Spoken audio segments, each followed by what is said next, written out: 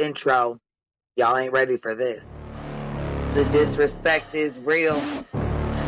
I don't give a fuck. I'll do it again. I'm not above it. I am that snake bitch.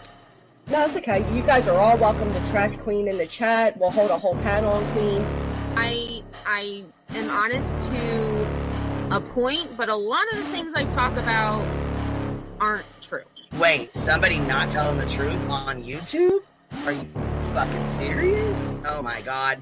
Oh my god. Got a monster inside of me. You better watch out if your enemy's a road ahead of full prophecy to be the greatest beast the world has ever seen. I feed him every day like the bones clean. I feed him all the hate and he grows me. And he gets claws real big, pissed off quick. And if you cross him, you might drop dead. Metaphorically, of course, settling the sword. Never getting bored, loves the blood and gore. Always wanting more, feeding from the source. They don't really understand until they feel the fourth departed. If you start shit, you'll be heartless in the darkness. Torn apart quick, you left scars ripped. You'll be chewed up and discarded. Me and my friends, we're gonna find you and we're gonna rip you apart like a wishbone. Snakes don't get a fucking safe space. If she wants to keep it going, then we'll keep going. If she wants to stop the bullshit, then we'll stop the bullshit. But I'm not gonna fucking sit here and let anybody lie on my motherfucking name. Bring your ass. The fucking link is in the chat. That's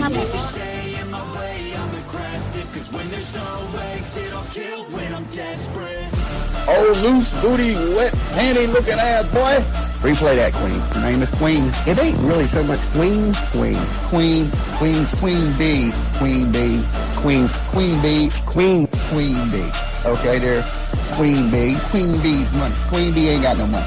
Queen B. She always fucks some shit up. I don't know why PJ doesn't get his ass on a motherfucking leash and get his ass under control. Fuck. Better than never. I can feel my heart rate, adrenaline pressure. It's stormy weather, lightning, thunder, pouring weather. Yo, I'm a go-getter. Try to do it like me, but I do it better. I got a mind that's covered. The beast inside is competitive as ever. I'm conscious, my subconscious, an accomplice to me. I promise the darkness, I can honest believe. But don't cross me, I might lose control of the lost beast. He's locked away inside with the key control by fight or flight. And I haven't brought it public, you know why? Because someone that I was fucking close to is in the middle of a goddamn lawsuit. How do I get my hands on your stuff? Because I need something to clean these titty flaps. My job is just not doing it.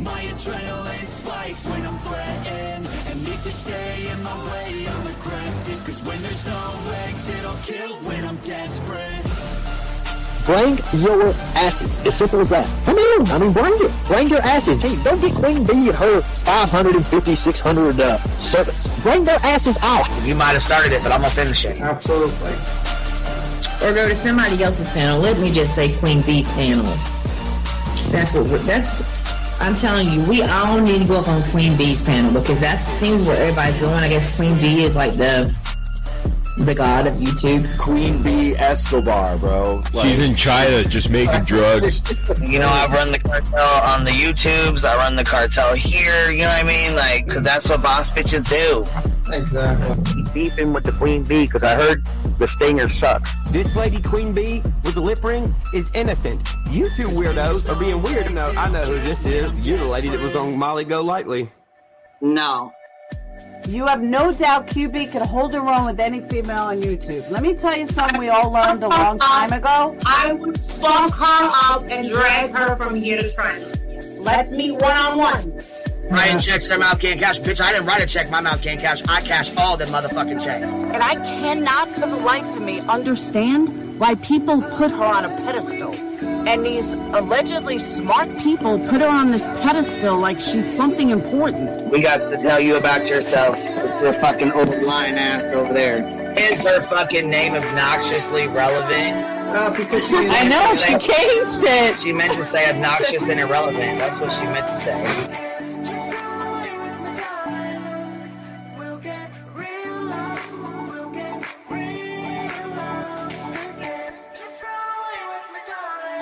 And coincidentally, it sounds exactly like Queen Bee's voice because, as I've always thought, Queen Bee is using some sort of slight distortion on her voice when she broadcasts.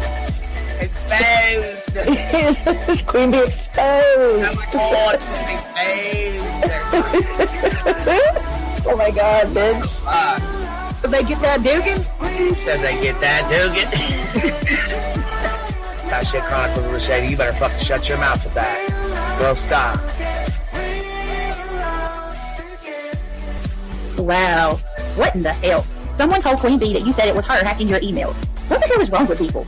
Take your ass to bed. It's fucking past your bedtime. Go on now. Right? Why you gotta be crying? Motherfucker killing the vibe, bitch. Take your ass to bed.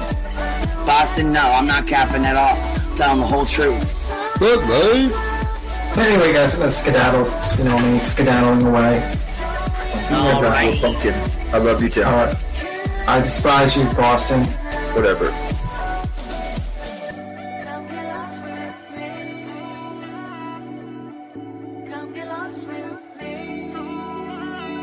Good morning, beautiful. Happy day. Happy day, baby. We got trigger today. I trigger these motherfuckers every day.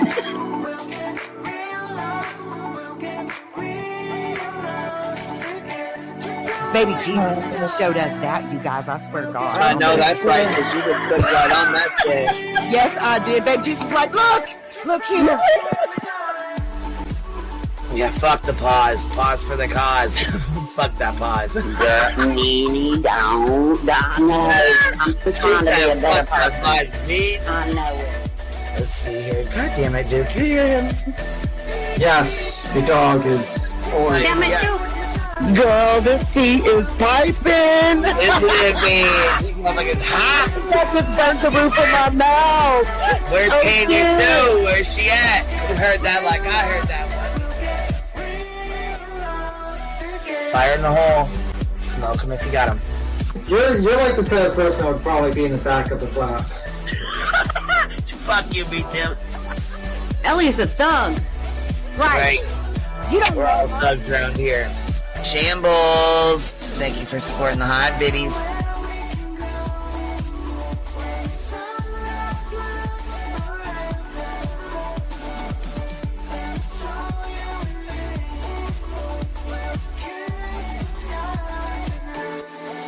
Y'all wasn't ready for that, was you? Wait, I wasn't, bitch. I was not. I wasn't even close to ready for that shit. All right, I love you, baby girl. I'm gonna jump off. I love you too, baby doll.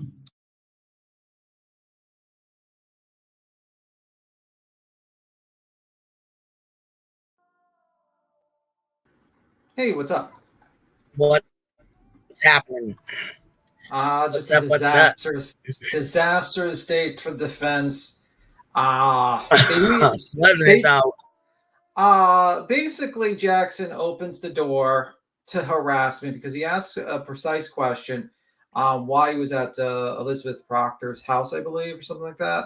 And it basically opened the door to them discussing about the harassment and all that. And it opened the door to the rolling rallies and the turtle, the turtle.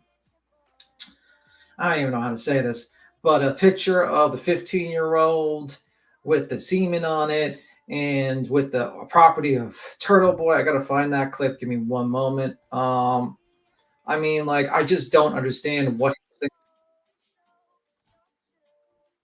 I mean, and then Jackson fucking triple downs on it.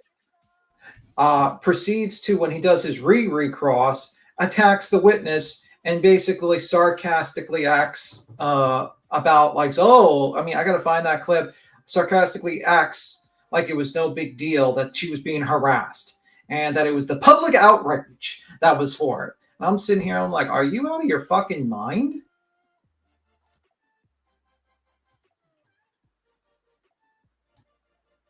Yeah, I got the clip right here. Let me just play it. Yeah, I was going to say, do you got the clip? If not, I'll go grab it. Yeah, I got it. I got a clip of the, give me one moment. Here you go. I could play it right now. It's from the Twitter. Here we go. All right, let me just see. Viciously terrorized and harassed by social media.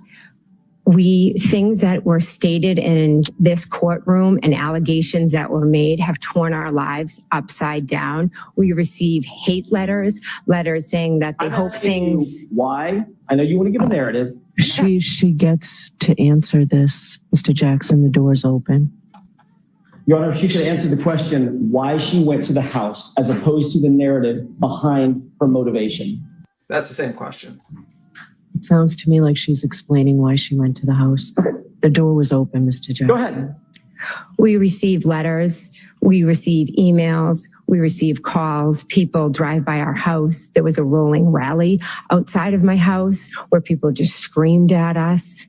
They take pictures of our children. They took a picture of my daughter and put semen on it and said property of some named blogger that I think the defense is very familiar with. So that is why myself and Elizabeth Proctor got together. Michael Proctor was not home. We are two mothers trying to get through the unthinkable together. So you were upset about the public outrage concerning your family's involvement in the death of John O'Keefe. I was outraged because I am a state witness that is being tortured because of lies. Because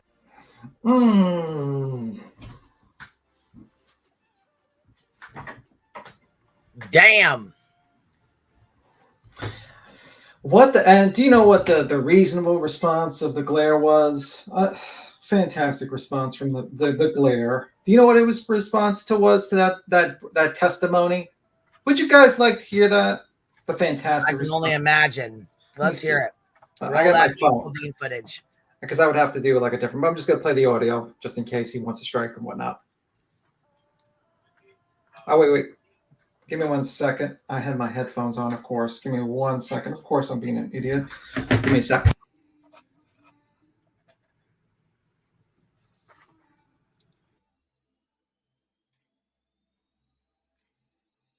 Give me a sec. Sorry, I had my headphones on my iPhone, so that's probably it. Oh, because she's claimed that they sent her pictures of her daughter with semen on her picture. I don't understand. Like, I don't want to know really, but. Let me see. Let me go back. All right. McCabe, was it turtle semen? Oh, because she's claimed that they sent her pictures of her daughter with semen on her picture. I don't understand. Like, I don't want to know really, but.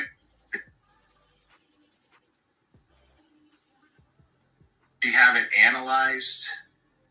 Was it a picture of semen?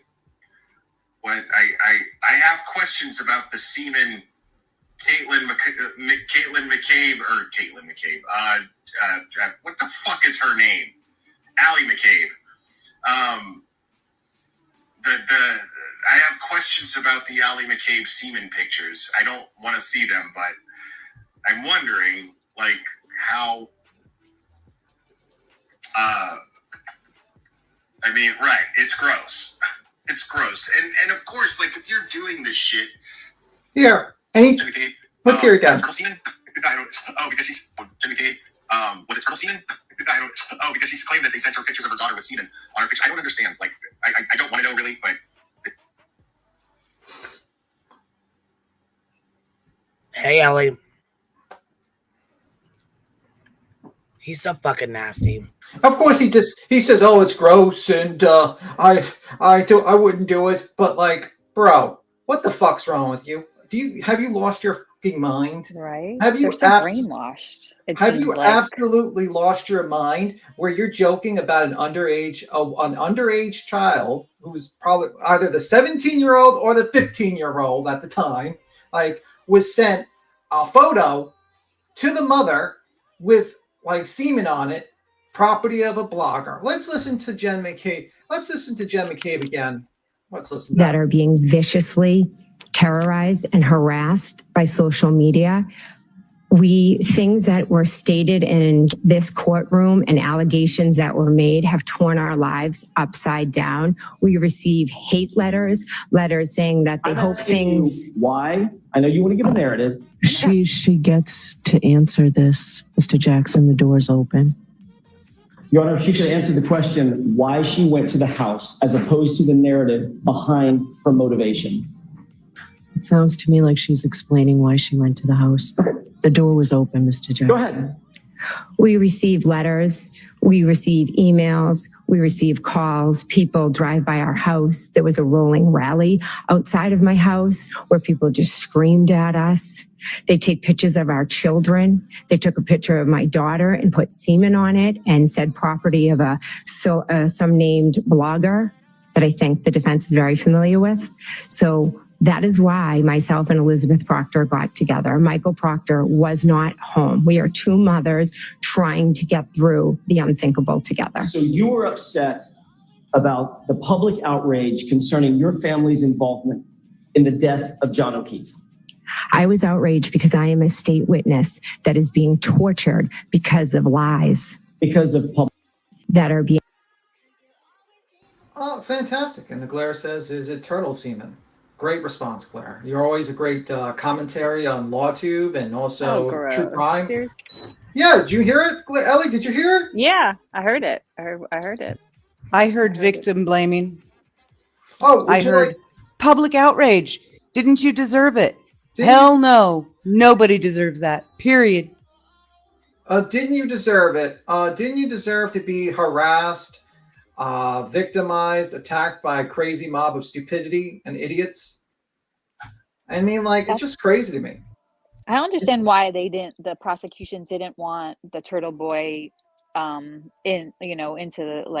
into testimony in general, because I just feel like it explains so much. It explains like the tone, like the affects of these witnesses, because they're like victims themselves of like going through like being like falsely accused. Like, what is worse than that? Of like killing your friends, Here's what I want to know. I know that juries take their responsibilities very seriously. They pay attention to what's going on in the courtroom. They would have absolutely noticed that first sidebar that Turtle Boy's attorney was in the courtroom and went up to that sidebar. And then when they came back into the room, they would have noticed that Aiden was no longer in the press box. And they will have noticed him coming and going as the court goes on. Now, he was gone for this. She calls him out by name at one point, and then he's back in the room for Carrie Roberts. Has the jury figured out that guy is the one she's talking about? Well, let's go to the next part. While we're at the subject of the being pieces of shit. So eventually, this woman completely dog walks fucking Mr. Jackson for the past 2 days. Completely decimates him. I don't even think he can practice law after this fucking thing. He got his ass kicked by a that's a little extreme. Come on. I got to be a little extreme here. I mean, this guy's $1,000 an hour attorney, and a soccer mom has dog walked him for the past 2 days. So eventually, he gets this brilliant idea to do a recross, and his brilliant idea to do a recross is to basically be sarcastic and act like a complete prick to this woman being harassed. So let's listen to this part here. Let's listen to this part. Concerning this Google search. Around April. Objection, Your Honor. Oh, I told. Is there a report that says you said, she said? Standards to that. Next question, please, Mr. Jackson. I think this is part. Give me a moment. So you indicate that you were the harassment that you just described, this terrible harassment that you just described, started in about April 2023, correct? Correct. That was around the time that there were public hearings concerning this Google search. Is that right? Objection. I'll allow that. Is that right? I'm not sure exactly when the Google search came out. But you do know that you started suffering this harassment that you've claimed is awful and terrible, etc., around April of 2023. Is that right? I didn't claim it's awful. It is awful. Okay, I'm sure it is awful, Ms. McCabe. I'm sure it's terrible. It is. I'm sure it sucks to be harassed. It really does. Yeah, I'm sure it does. Objection, Your Honor. He's so sarcastic. Like, what? Shit. Like, what? Do you know what I mean? Like, and then people are like, why is Jen McCabe mad? Like has a kind of mad at fucking this piece of shit Jackson. Well, I mean, I'm just saying. I mean, this woman just told a story about a picture of her daughter, which was like a threat to her children. By the way, if you send a picture of someone's kid with semen on it, saying property of this blogger Turtle Boy, and then you're like, it must suck. If I did that to fucking Yannette, like Jackson's fucking kids, if they did that to him, like his kids, he would want the FBI, CIA, he would want the National fucking Guards to hunt these people down and to put them into fucking jail for life. But this guy's acting like, oh, it's no big deal. It's no big deal that your child is being threatened, that you got these weirdos taking pictures of wherever you go, and that they're doing like pedophilic behavior on pictures of your underage children. I mean, what the fuck? So I'm listening to this, I'm like, what the fuck? Do you think this trial could make or break or crumble our abilities to watch trials down the road? I don't know. We'll see. But see, here's the thing. Like, okay, think back to the Johnny Depp trial. And it was very intentionally done that in that instance, when it came time to cross-examine Amber Heard, they had a female attorney do it. Whenever you have a vulnerable female on the stand, which Jen McCabe is, and they had Ms. Little there. She actually was the one when Carrie Roberts was up. She was the one objecting. So had they chosen to cross-examine Carrie Roberts, which for some bizarre reason they didn't, You're jumping she's ahead. like unindicted co-conspirator number 2, and they didn't even cross-examine her. Brianna, It was you're interesting. Brianna, you're Right. jumping way But ahead. Wait, they had a woman there. That was the point. They have a woman attorney there. Why do the men keep getting up and attacking the women? That Because she's looks terrible. terrible. She doesn't do a good job though. And they're like Brianna. controlling. Yeah, is the mic off? Is the mic off? I don't know if I'm okay. Brianna, I'm just saying. I'm done. You're jumping a little ahead. They you know, the 45th conspirator to the murder, they didn't even cross-examine her. They didn't even cross-examine Carrie Roberts. And she basically states everything Jen says and everyone around says, and they don't even do a cross-examine of her. It was a disaster. I saw the Glaire's face, and he was like, huh? He was like, Scooby-Doo, what? But we're jumping a little ahead. The point was they have a female attorney there, and the men keep getting up and attacking these women who have been harassed. And Jen, during her testimony, I think got the point across that the defense hired Turtle Boy. I mean, that came across very clearly to me, maybe because I know they did, but I don't know if the jury, I think the jury would have gotten that impression from what she said, because she's like, the defense is very familiar with him. Oh yeah, you didn't do that. Turtle Boy did. Brianna, I mean, Brianna, boom. Brianna. I know. Just let me state this as the opinions of panel guests do not reflect Queen Bee's opinion. This is an opinion from Brianna that she believes that the defense hired Turtle Boy, even based upon the fact that they had lunch, and also they've had in between conversations with Karen Reed. And Yannetti likes to play grab ass with him. And Yannetti likes pat Turtle Boy's ass. All right, so that's sustained, and I'll strike it. Go ahead and ask a question, Mr. Jackson. You were upset by April of 2023 that there was public outrage about your family being involved in the death of John O'Keefe. That's what you were upset about, correct? I was upset that we as witnesses were being harassed. You were upset about public outrage concerning this case, correct? Objection. Sustained, that was answered. Next question. And 2 months later, in June of 2023, for the first time, you testified at another proceeding, and lo and behold, you attributed the words, "I hit him," to my client, right? Objection. So ask that without the objectionable phrase. 2 months later, at another proceeding, in June of 2023, you attributed the statement, "I hit him," to my client for the first time under oath, correct? Under oath, correct.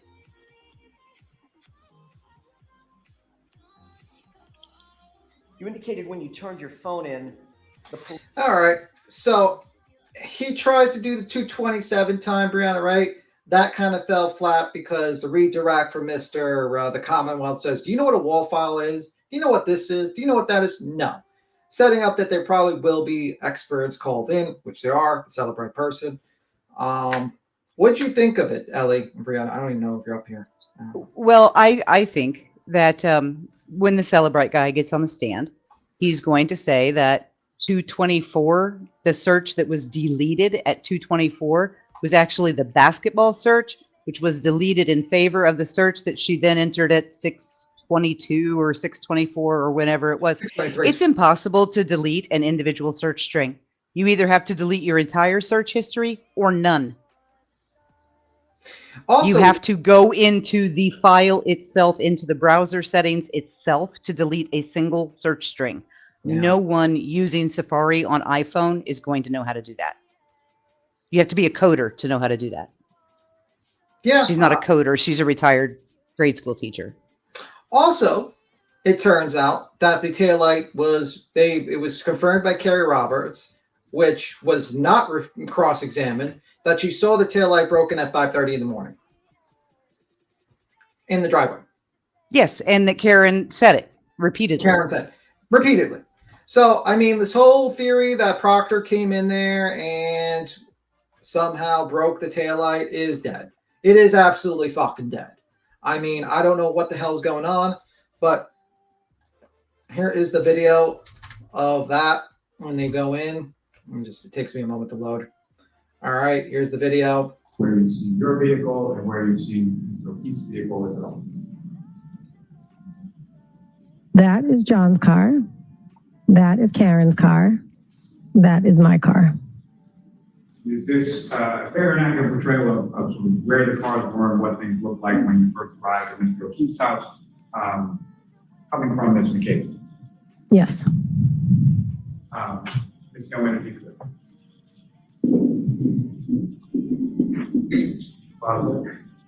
Now, with reference to any individuals that you observed in this video, again, using the laser pointer, you could draw the jury's attention to who you observed and where they were. That is Jen McCabe, and that is Karen Reed, and that's me. So this is when they come back, because what happens is that she leaves with the car at first, and then she comes back, she parks her car, and they go out again to search for John. And this is at 5:30. The car is there. It's broken at 5:30 and in the morning, confirmed by Carrie, which they didn't refute the testimony because they didn't cross her. I could not even believe. I was like, is she on the defense witness list as a hostile witness for their case in chief or what? How did they just let her go? How did they let her go without refuting that? That basically fucks them completely and utterly. So eventually, we also found out the bad thing that she did, like the T. Basically, this is the T. That basically, you know, like when they were Jen McCabe was shocked. She's telling them everything. It turns out, do you know what the everything was, Brianna? That she's a babysitter with benefits because he was in love with someone else. And I swear to God, I wanted to punch the camera guy because he didn't film Karen Reed's face when that was said. I swear to God, I was like, you motherfucker. You should have filmed her face when that was said. Fired. If I was Court TV and I was the owner of Court TV or the owner of News Nation, I would have came up to that cameraman and said, you are fucking fired. What are you thinking? You should have got a close-up of her face during that thing being said that you are a babysitter with benefits. That Karen Reed is because John's in love with Amy. And John's in love with Amy. My God, I sat there, I was shocked. I was like, whoa, bro, you didn't even film her reaction? And that's being said, I'm like, man, that's crazy. You want to talk about faces? When we get back to where we actually can see Jen, you will see her a lot when she's testifying looking to the right. Now, yesterday, I thought she was looking at Lolly, like anticipating objections or looking to him for support or whatever. Today, the person she's actually looking at switched places. She's not looking at Lolly. She's looking past Lolly. She is locking eyes with John's brother. Yeah. And getting support from him. All right, let me look. And at some point, you enter in through the garage, is that right? Correct. Now, as far as the garage doors were concerned, when you came back that morning, what, if anything, did you notice about the garage? The right garage door wouldn't close. So it was open when you arrived? The right garage door wouldn't close. And apparently, that's a third person that couldn't close the garage. Now, a lot of people are suspecting that there's a possibility that the code was changed because 17 videos, I believe, from 1 to 5 were deleted from the ring footage. You know, the footage we're looking at now. And a lot of people believe that she kind of gained access, changed the code, and deleted that footage, basically. because she knew where the cameras were. Now, it also could be a situation where she left that garage door open, snow got into the sensor, and stopped the door from closing. I'm a little confused. The other thing that they did not refute that Carrie brought in is that John's laptop, which also had access to that footage, was in the house, was in the computer room. Dun, dun, dun, dun, dun, dun. So Karen was alone with that computer for 4 hours. 4 hours. When we arrived, but when we were leaving, it wouldn't close. And do you recall?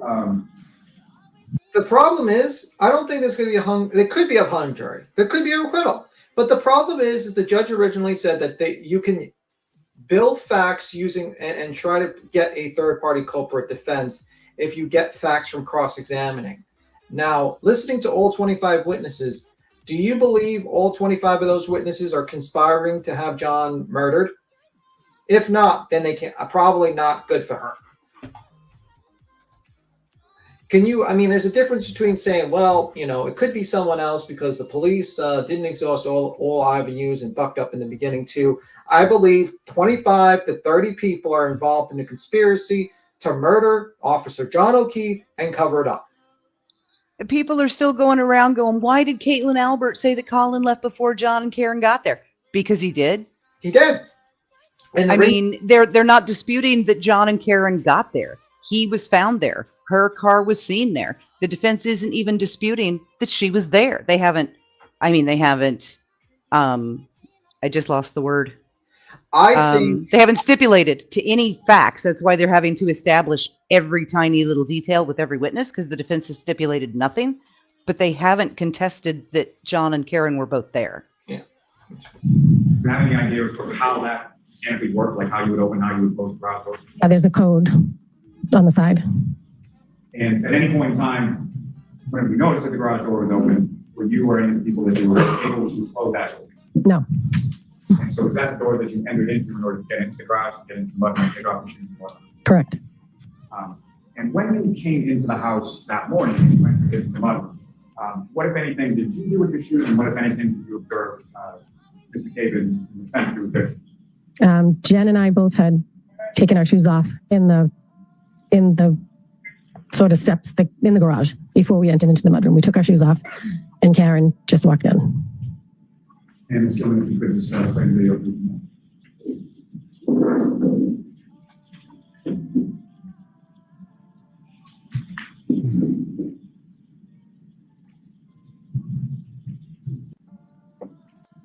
Okay. So also apparently they made a close-up of the photo that everyone talked about with the broken taillight at 8:20 or something like that, which was this, I thought was very interesting. I don't think there's denying that taillight is broken at this point. At 8:23 a.m. I think. Yep, that's a broken tail lamp pocket full of snow. With a pocket full of snow, right? Absolutely. I sat there, I was like, man, this is like, I wish he did that a little bit before, but yeah, it's just crazy to me. Absolutely fucking nuts. Let me see. There were so many moments during this trial. I was like, wow, this is just insane. Let me see. Georgia, if you're only thinking of the photos they've shown in the trial so far, don't go by those, because those were edited to look worse than they are. When you see the real one, they're just a few scratches on his arm. All right. Yeah, they were edited. I mean, that's what I've heard. We got to see the photos. We're going to see if they're really the real photos soon enough, unfortunately.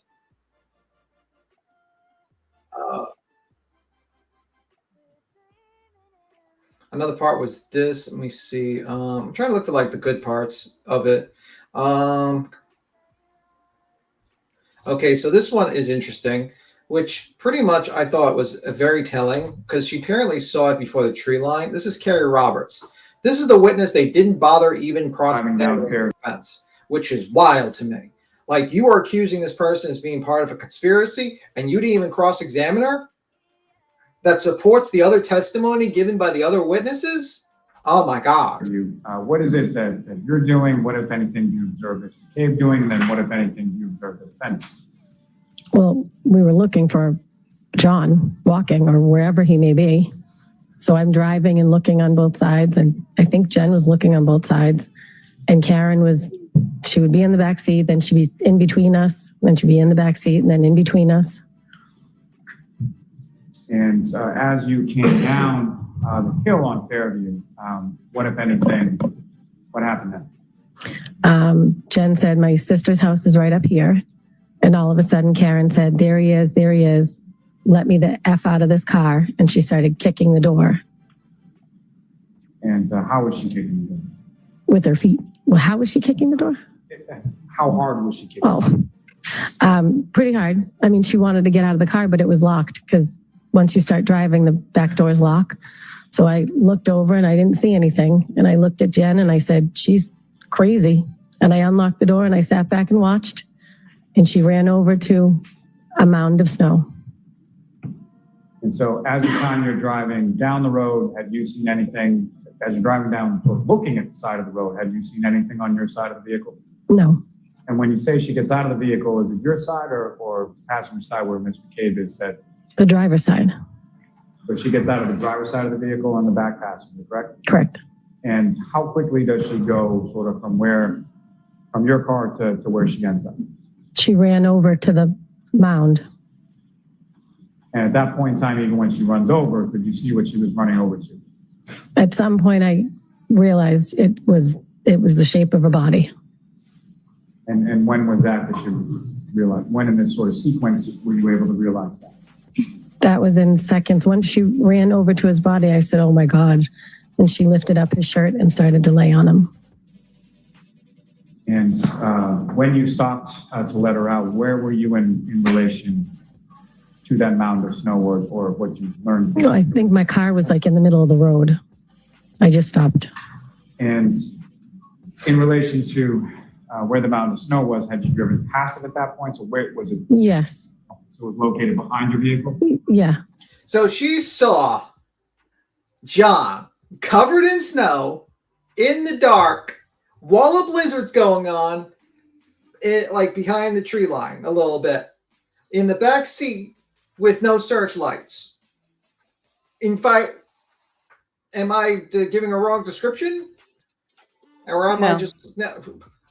And you left out the part where there's no way in hell she saw him. She knew where he was. She knew where he was. And by the way, before, didn't she also apparently, when she first initially went out to search for John, shut off her GPS? It might not be brought up to the court yet, but she shut off her GPS, and she shut off her GPS while going out to search. Exactly what I would do if I was ever searching for someone in the snow. Absolutely. She key cycled the Lexus to delete everything from the evening, right? So, like, the fact that she had been to that house at all is gone. Yeah, I couldn't believe it. So the next part I thought was interesting. Let me see. I'm just trying to look for it. Oh yeah, this is the part. I'm sorry. I got to look for it. I got to copy and paste it. I'm trying to do it like so Queen doesn't have to do share screen constantly, so she doesn't go nuts. Murder me? Just joking. She won't murder me. At around 5 a.m. Okay, so this is the part where he said, like, and mind you, this witness is not cross-examined. There was just a direct. And she was like, oh, you can go. You can absolutely go. No problem.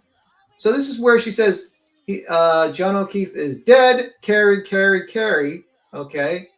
And describe to the jury sort of what the content of that conversation was. I answered the phone and she said, John's dead. Carrie. And then she hung up. And as far as her ending the conversation, did you say anything or get a chance to say anything before she hung up? No. And when she's speaking to you and saying those words to you over the phone, how loudly is she saying those? Very loud. She woke my husband, who was sleeping. So the time that the phone rings and you pick it up, your husband's sleeping, correct? Yes. And then afterwards, he's awake. Correct. Now, what happened then? Then I got out of bed and Kurt said, what was that? I said, I don't know. Something's happening. And I think I started getting dressed at that point because I don't know if I started getting dressed at that point or after she called back again. I tried to call her I think a couple times back to be like, what is going on? Finally, she called me back again and she said, I'm afraid John might be dead.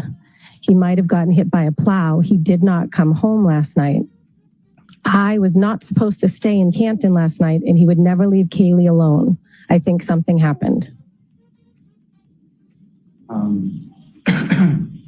And do you recall?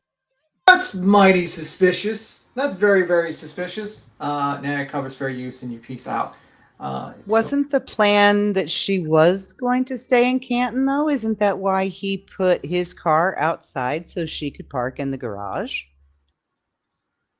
Say that question again. I'm sorry, I didn't hear you clearly. I was reading chat for a moment, Brianna.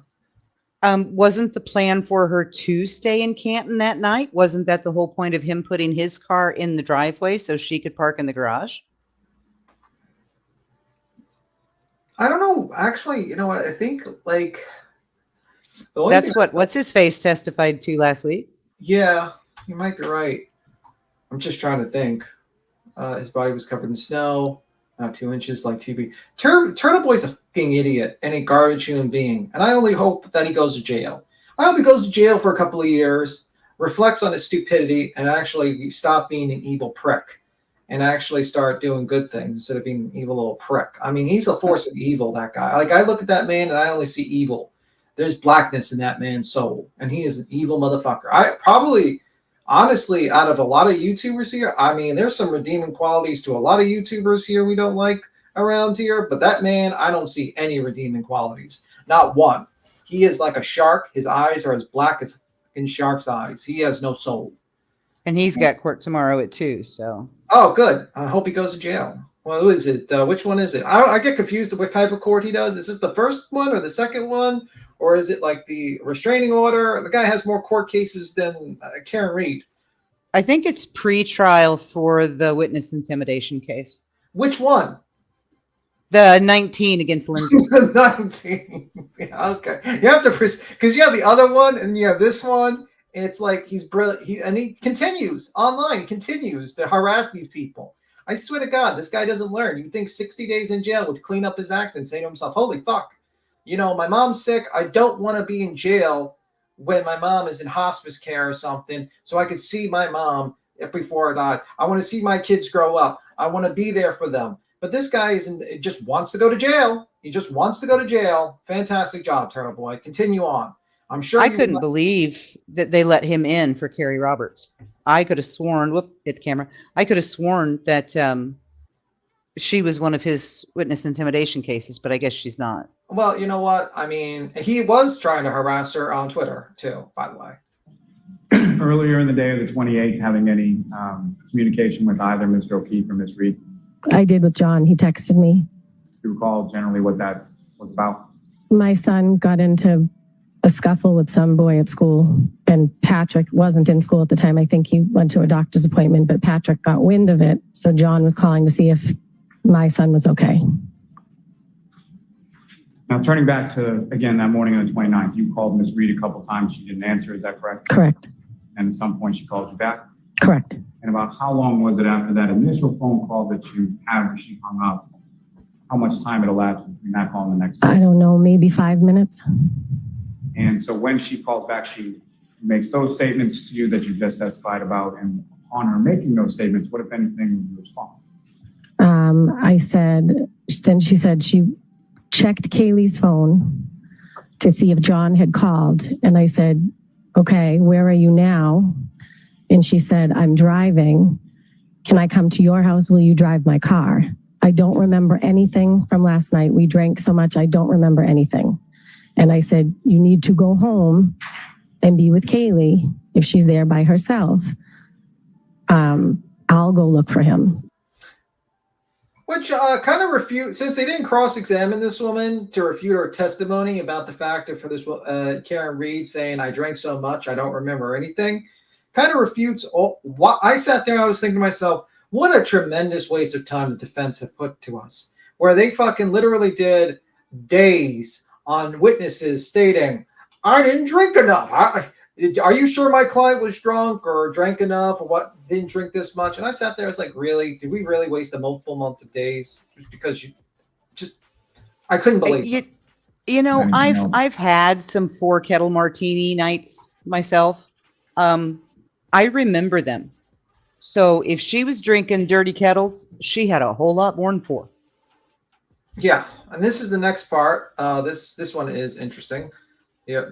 What she was doing or saying while she was running. Did I hit him? Did I hit him? Is he dead? Is he dead? Is that something that she said once or more than once? More than once.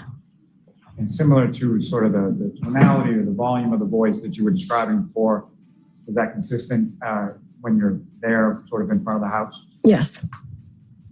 Now, in relation to where you were with Mr. O'Keefe. Another witness they didn't cross-examine. Another thing they didn't cross-examine. Fantastic. This is the next one. This was pretty heartbreaking situation. This one was the situation where heartbreaking moments Robert describes finding John O'Keefe in the snow. And this is like, I think a lot of witnesses, a lot of people probably connected with this moment a lot. Let me just go that full screen. Did you call anybody or have any sort of phone calls that you made that went to voicemail at that time? Did I? Yes. I don't know. And so nothing that you recall, is that correct? Correct. And did you observe Ms. McCabe make any phone calls that just sort of went to voicemail and she left her phone in your car? Objection. Sustained.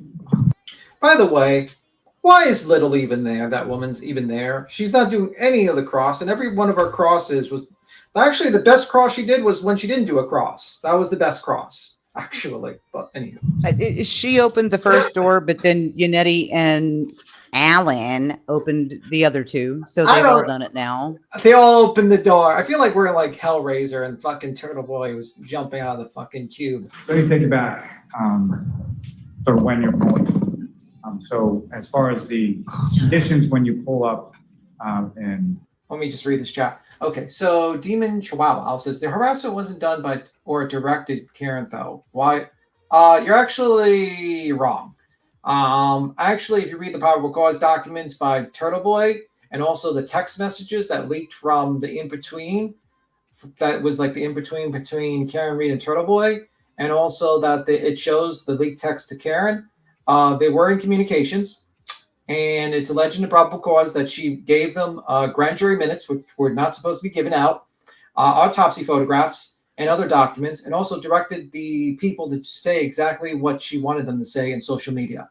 She said, this is the story we want you to report on. This is what you don't want. We don't want you to report on. That's a court case. That is actually in the probable cause witness intimidation case.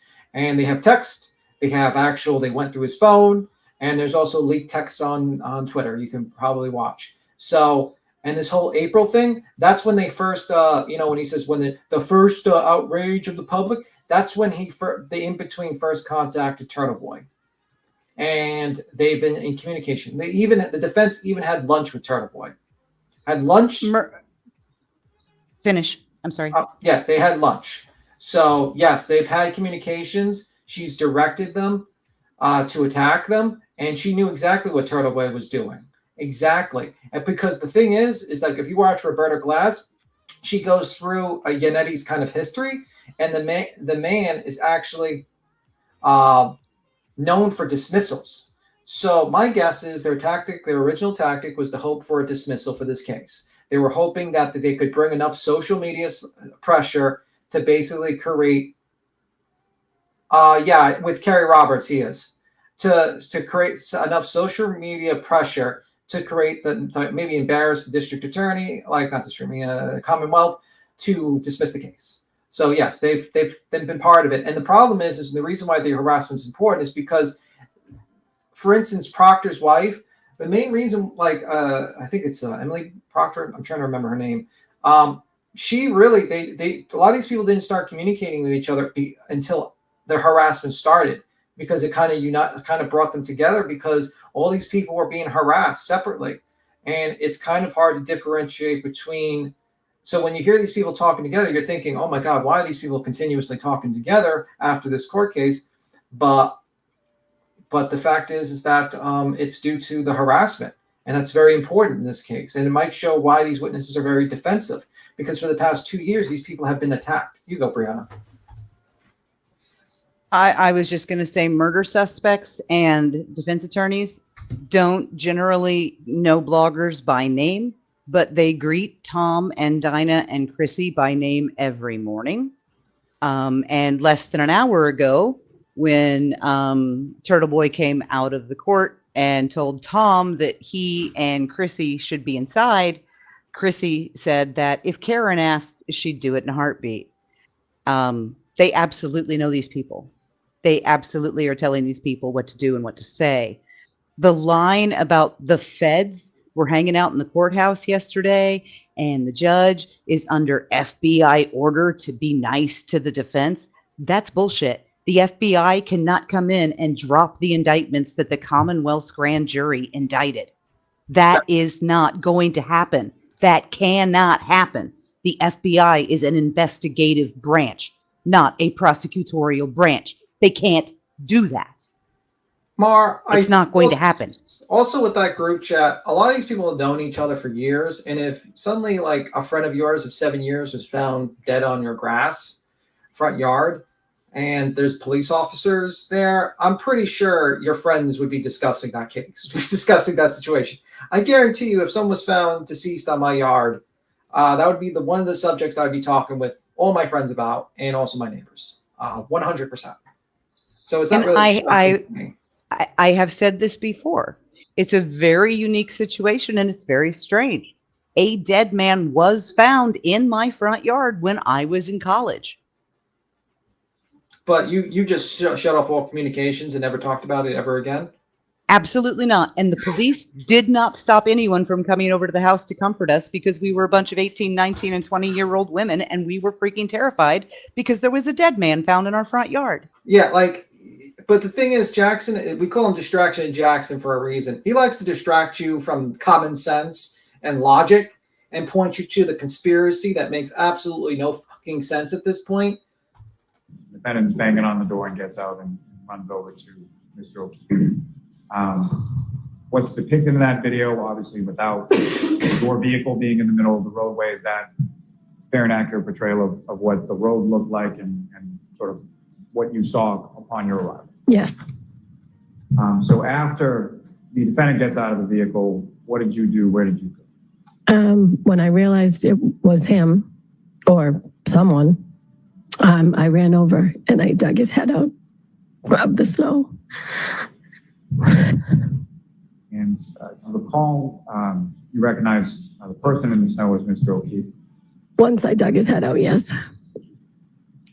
And you recall how his body was positioned as far as how was he on his stomach, on his back, on his side? He was on his back. And so you brushed some snow away from his head, is that correct? Off his face. And when you were brushing the snow off his face, what, if anything, did you observe about his face or the condition of him? He had blood coming out of his nose and his mouth. And his right eye it looked like a golf ball. His left eye was fine. The right eye looked like a golf ball.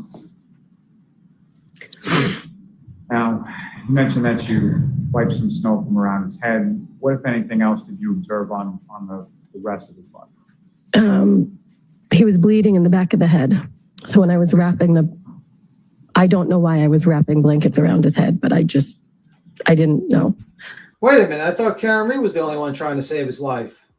Wait a minute. You're telling me Jen McCabe and Karen Reed were trying to get blankets to save his life and also help and actually have an emotional attachment? These are not real tears, right? I mean, she's part of the conspiracy. She's part of the person that murdered John, isn't she? Kind of hard to do CPR when you're running around like a chicken with your head cut off, waving your arms everywhere, screaming. I mean, oh, wait, yeah, that's correct. She was running around screaming. She'd even call 911, Karen Reed, apparently.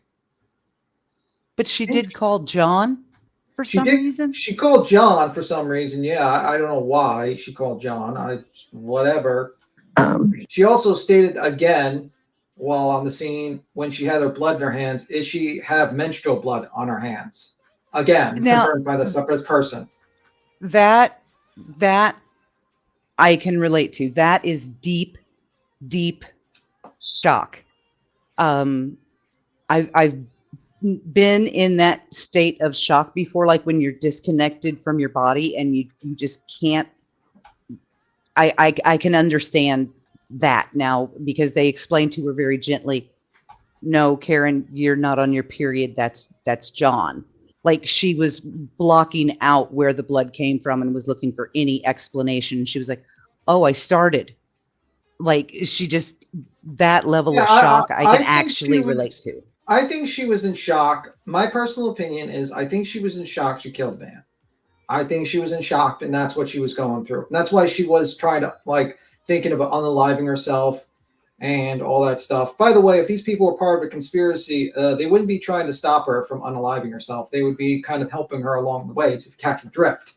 Because a dead suspect is better than a live suspect if you got a conspiracy. This is why the guy who was behind the, shot Mr. Kennedy, President Kennedy, mysteriously was shot while he was taken away. You know what I mean? So, you know what I mean? Just saying. Yeah, I think she was just dealing with what she had done. She couldn't because she didn't remember doing it. Head. So when I was wrapping I don't know why I was wrapping blankets around his head, but I just. See, that would be an interesting point that the defense could have jumped around and said, hey, wait, where's the blankets? Where did you get the blankets? But they didn't bother crossing her, so it doesn't matter. I didn't know. He had a cut on the back. You know what? I'm sorry to pause it so many times. You know what? We should really, I think the one good court case Karen Reed does have is malpractice against her own attorneys. I think she really does have a case for that one. She might have a case. She might make a good GoFundMe. Of his head. West Coast Jesus ain't saving nobody. Do you recall which side of his head that cut was on? I don't. It just was blood on the blanket that was under his head. Now, as far as the rest of his body, did that have snow on it as well? Say it again, I'm sorry? The rest of his body, separate from his head area. What, if any, snow did you observe on the rest of his body? He was completely covered.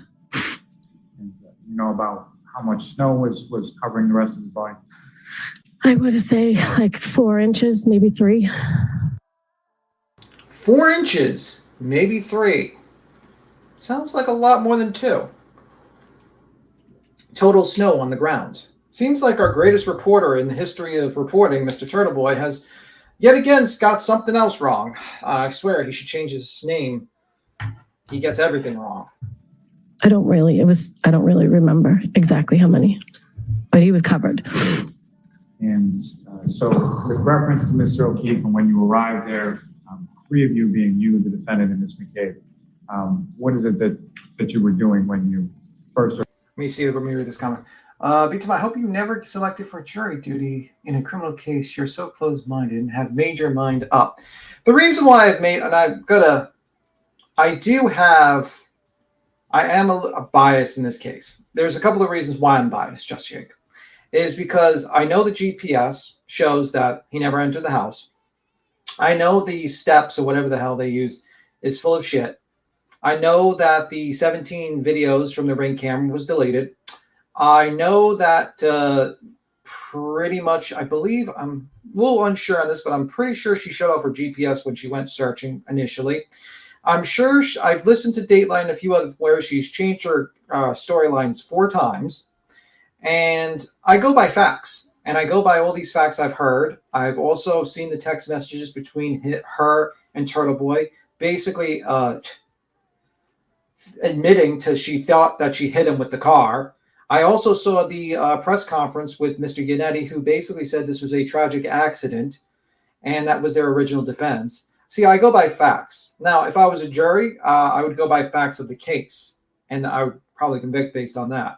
But right now, I'm biased because I know things the jury does not know. I know things that other law tubers do not know, and has formed my opinion that I truly believe this woman is guilty. I'm like 99.9% sure she is guilty. And what pulled me in, being an insurance adjuster and knowing auto physical damage, is when they started lying about the car. Yeah. And I knew they were lying about the car. And if the defense is lying, and I know they're lying, because this is what I do for a living, that says to me that their client is guilty. There's no other reason for the defense to lie. So, I mean, like, open-minded, I was pretty open-minded in the beginning, but when I started reading the documents and started realizing, whoa, this is some bullshit. Wait, the 227 time was basically just an archive, basically just like a like an already opened app that she used when she was told to search at 623 and 624, and that she was actually looking up like some sort of lacrosse game, like a whatever game.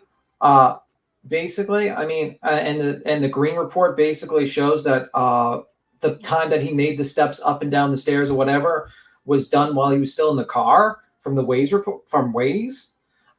There was a couple of red flags. I said, wow, this is not a conspiracy. And then when I look at it, I'm looking at very good character witnesses in my mind that do not have a criminal record, people that are not violent individuals. It just doesn't jive. A soccer mom's not going to be brutally planning someone's death at how to kill them at 2:20. Also, Turtle Boy basically stated in a text exchange with Karen Reed that the 2:27 time didn't make sense. He said that in a text, and he says, "Oh, this doesn't make sense at all." Well, I believe the reason why all great facts that Lolly should have board with everything. Well, what Lolly's doing is, I believe the judge initially ruled that they can't bring in the only way they can bring in a third party culprit defense is if they prove their case based on facts with cross examination of witnesses.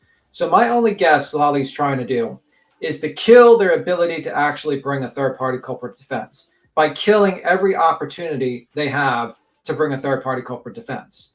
And if that's the case and they have no facts to base their third-party culprit defense, I don't know what's going to happen, but I think probably it's not going to be good for them. So we'll see. And I agree with Demon. The investigation was not done well because the state police would not come in when they were supposed to. Yeah. But just because we now live in an age where everyone demands video before they declare guilt, everyone demands DNA before they declare guilt.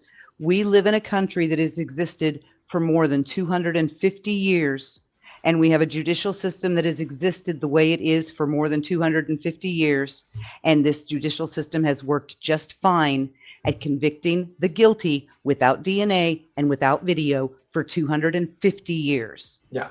The guilty will go away regardless of whether or not the investigation was done to your standards. Well, Karen was laying on top of him, and I told her to get off him because I was going to do CPR.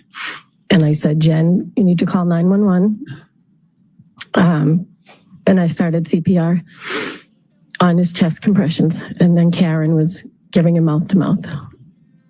And as far as CPR goes, is that something that you had been training in prior to this? Yes. And can you tell the jury a little bit about that as far as what, if any, training did you have as far as CPR was concerned? I get CPR certified every 2 years through the American Red Cross at work. So you start doing chest compressions, is that right? Correct. And you direct Ms. McCabe to call 911? Yes. And what was the defendant doing? She was doing mouth to mouth, and she was frantic again, running around. And as she was running around, what, if anything else, was she doing or saying while she was running around? Did I hit him? Did I hit him? Is he dead? Is he dead? Did I hit him? Did I hit him? Okay. Okay. That's not good. That is not good, guys. That is not good so far. So this is the next part. It says Robin Tears watched the video of police arriving at the scene. This is exactly what I think, someone who's murdered someone, I'm sure this is exactly how their emotional responses are. Part of a conspiracy.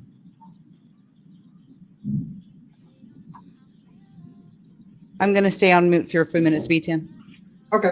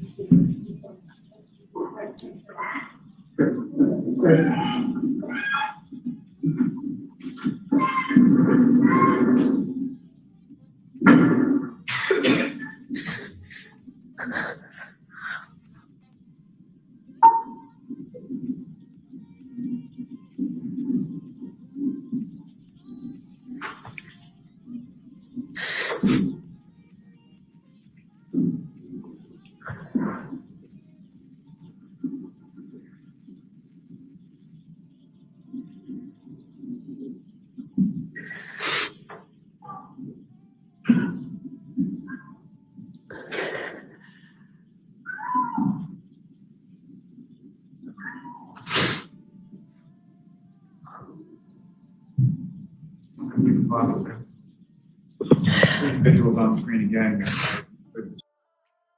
Exactly like some part of a conspiracy. Yep, absolutely. That person was probably, just planning it. She was probably talking to Cullen while he was hanging out in the basement with Chloe and Brian Albert and Higgins. And while she was probably there, she was probably, she probably knew that ahead of time. I'm sure she did. Tim, I think you are totally right. Thank you. But you know what? I welcome criticism. If anyone wants to jump up and, talk their side, why they think it's a conspiracy, why do they think 35, 40 people are part of the conspiracy, why you think Karen Reed's innocent, more than welcome to jump up. Don't mind having a good conversation with you. I'll be polite. More polite than Jackson was. That's for damn sure. Jackson. And I want to say thank you to Eva because I haven't thanked her yet. Thank you so much, Eva. That's sweet. Oh, that's nice.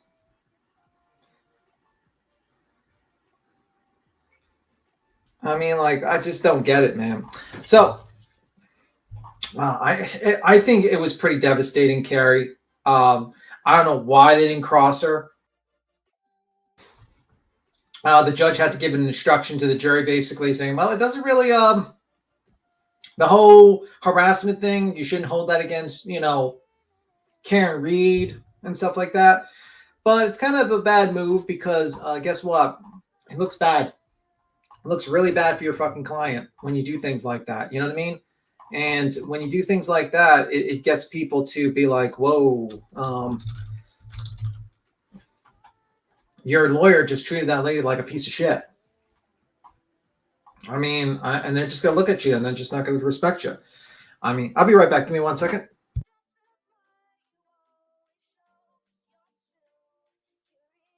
I'm here. Brianna, are you here? I am. I stepped outside so I could said, come off mute. $1.99 super sticker said, Brianna, thanks for your such clarity and your analysis. Yeah, that was sweet. Yes, I want to say in the chat, I see people are joking about raccoons. John's eyes had what's called raccoon sign. That comes from a basal skull fracture. I had one of those from falling and hitting my head. And it turns both your eyes black from hitting the back of your head. Has nothing to do with being beat up. Hey, Ange. Yeah, it's me. I think you got just me because B. Tim had to run real quick and Queen's on the phone. I think the problem is there's also a difference between reasonable doubt and all doubt. And I think people are really confusing the two. The defense is throwing spaghetti at the wall. There's no clarity to the theory of the defense. It's not clear. They're just throwing everything at the wall. And that's not reasonable. That's just chaos. Chaos is not reasonable. By definition, it can't be. Hey, what's up? Sorry, I had to take a call. My apologies. Oh, no problem. I was going off on my usual rant about the difference between reasonable doubt and all doubt. Well, reasonable doubt is reasonable doubt. Like, reasonable doubt is basically like,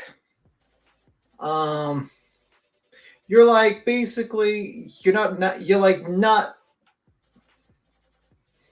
be like you're 90% sure that she, or like 85 to 90% sure she did it, basically. Reasonable doubt. the problem is like the defense wants you to like believe a cockamamie story. Like the defense is trying, instead of just bringing a reasonable doubt that the investigation was faulty and they could have found someone else that did it, another driver or another person that might have hit him while he was on there, or a snowplow or whatever. They're basically trying to convince the jury that 35 people are connected in a grand conspiracy to work together. And you have to convince the jury of that. You have to convince the jury that this number of people have basically joined together to commit a conspiracy. And that's a lot harder than just creating reasonable doubt that, someone else could have done it and the police were faulty in their investigation. The problem is that they really don't have a case for that, because even though the beginning with the solo cups, we all know about the famous solo cups, fucking swear. Even with that, there's a lot of other evidence that's in place and a lot of other witness testimonies that there would be, and the snow plows, I believe, have GPS on them. And she was basically shown on her phone and his location that he didn't leave that spot. They know they can't do that. So they have to go with the cockamamie theory. I don't know why they didn't do that. I don't know why they didn't try to make a plea deal, get her to get it was an accident. She backed into him. She had no reason to kill him. Pure accident, guys. And she probably would, I think the jury would have been very sympathetic to her. She would have saved hundreds of thousands of dollars. And she probably spent a couple of years in jail. Maybe she gets a plea deal, or maybe they overcharge her and she walks away. I think if she had just stuck with the truth, I don't remember. We were fighting. We were angry. I was drunk. I blacked out. I'm so sorry. I love him. I love him. I didn't mean it. First offense. If she just told the truth. Yeah. Okay. So she probably would have gotten probation and be done. Yeah, I think she probably would have gotten out. I think she would have gotten a good chance. I don't know why, and I just honestly don't know why. I don't know why they did that tactic. So, to be honest with you, so this is Laura Sullivan, and this is Laura Sullivan was on work trip when she got the call from Pat Rogers on November 13th. So this is about talking about her, the mother of her children. Unfortunately, I believe he unalived himself. It's a pretty tragic fucking story, actually, but crazy story, actually. So, in November of 2013, I was on a work trip, and I had not had the best conversation with Pat. It was it just didn't feel right, and I called John and said, you need to go find him. I can't get a hold of him. He won't answer his phone. And so John left his nephew's birthday party and called a bunch of... Yeah, but please someone explain, did they get any useful evidence? They didn't get any useful evidence. The fact is that I think I know what the tactic is of the defense. The defense, I believe the reason why they pointed the open bag with the solo cup next to the bumper, like the taillight and everything, because I believe they collected DNA, John O'Keefe's DNA, on that location. And I think they're going to try to refute that DNA finding by saying, oh, look, these solo cups were open with John's blood and it's near there. And it also highlights very unprofessional evidence gathering by the police, showing their incompetence in the early days of the investigation. And also it's a good distraction. All you really need to do as a good magician, you show something over here so you can hide over there. And it's a great distraction. I think the blood in the snow is going to end up being a moot point anyway, because there's going to be blood on the blankets. There's the blood pool that would have been under his head. There's going to be the biological material all over the car. Yeah. The blood in the snow in the solo cups is going to end up being a moot point. Are you outside? Are you walking around just holding your phone? I'm sitting on the back porch because my family invaded my smoking room. So I came out here and the dogs decided to start fighting right behind me. The dogs are fighting. Okay. I hear these birds chirping and I'm like, wow, she's outside. She's in the park listening to this. I'm sitting out on the deck. Okay. And ultimately, Pat was found in the basement of his house. And John was there immediately following, but he was the one that found people to go find Pat. Immediately following that, John never really left my side, as a support system. And at some point following that, you had your son. Yeah. And before or after that, at some point, did you have a conversation with Mr. O'Keefe in regard to your son? It was his birthday, December of 2013, and we went to the Playwright, which is where we had all met. And I gave him a card and I asked him to be Ben's godfather, and he said yes. And in relation to your son, was Mr. O'Keefe, was John involved in your son's life? Yes, very much so. And how so? He was every birthday, Christmas. He was always in contact. He was the first person in my delivery room after I gave birth. He was a constant. He was a connection to Pat, and always making sure that bonded. Ben was taken care of. Powerful relationship. Well, I mean, Officer John O'Keefe was a very good man. I don't think anyone can refute that. I think he was a very good man. I think it's a tragic loss that this man died. I mean, it seemed like he was a light in the darkness for many people's lives. And unfortunately, he's dead. And her son just lost the only connection he had left to his father. Yeah, and it's a tragic situation. And then what's also tragic is the people that he loved them, he cared for and loved and were friendly with are being harassed and being accused of his murder wrongfully. It's a tragic situation. There's a lot of people profiting from this tragedy. And honestly, everyone's worried about free Karen Reed, but I mean, I don't see too many signs about Mr. Officer John O'Keefe, really. They don't really and care. If you really, really watch John's family, you can tell who they believe killed their son. I mean, literally, the mom, John O'Keefe's mom, telling I think Jen to make a list of what you can remember. They know they pretty much have a good belief who did it. Oh, and she openly glares at at Alan when he gets going on people. She openly glares at him. Yeah. In the sense of, being there to tell stories or what have you from his relationship with Pat. And through sort of his relationship with you and your son, Mr. O'Keefe also become familiar with your family as well? Yeah. Yep.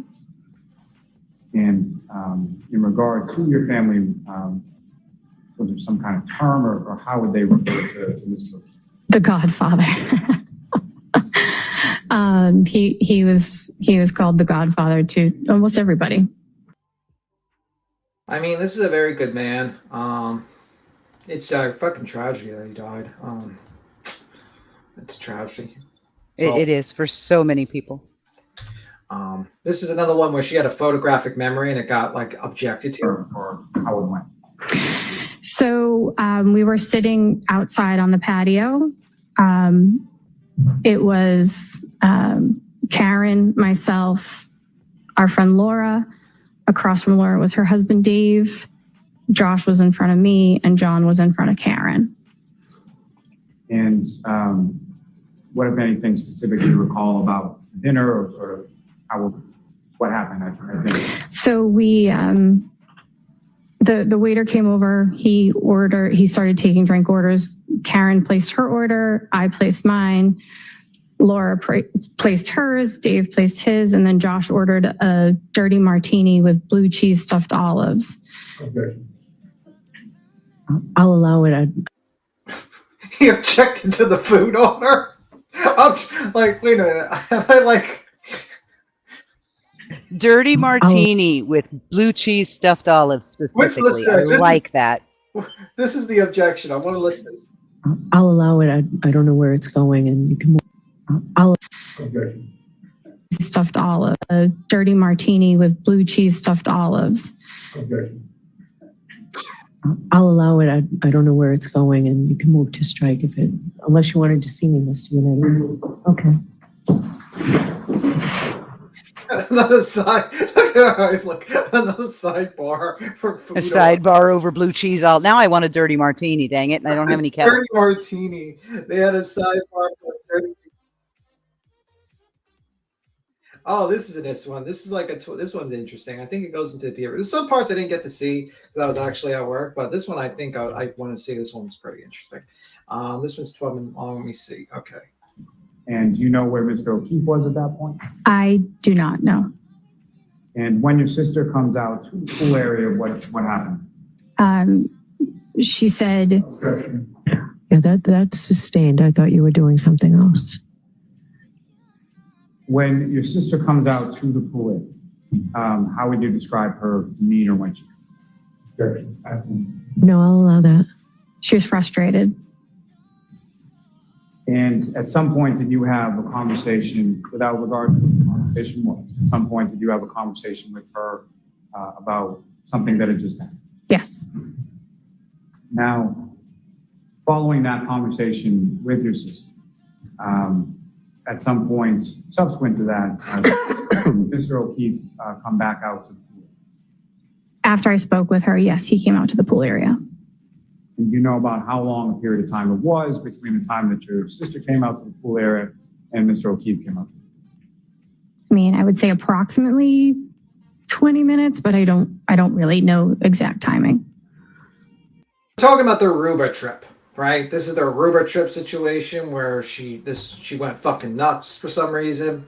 And it's just tea at this point. It basically explains her motivation, her being jealous, of her being propensity to lie, which is a recurring theme with Miss Karen Reed. Let's just say that much. Now, where we've been watching the trial, I love her. I want to be careful. I don't know if we're allowed to mention the other channel, but I love her. And someone in the chat today mentioned something that I thought was very on point about Karen.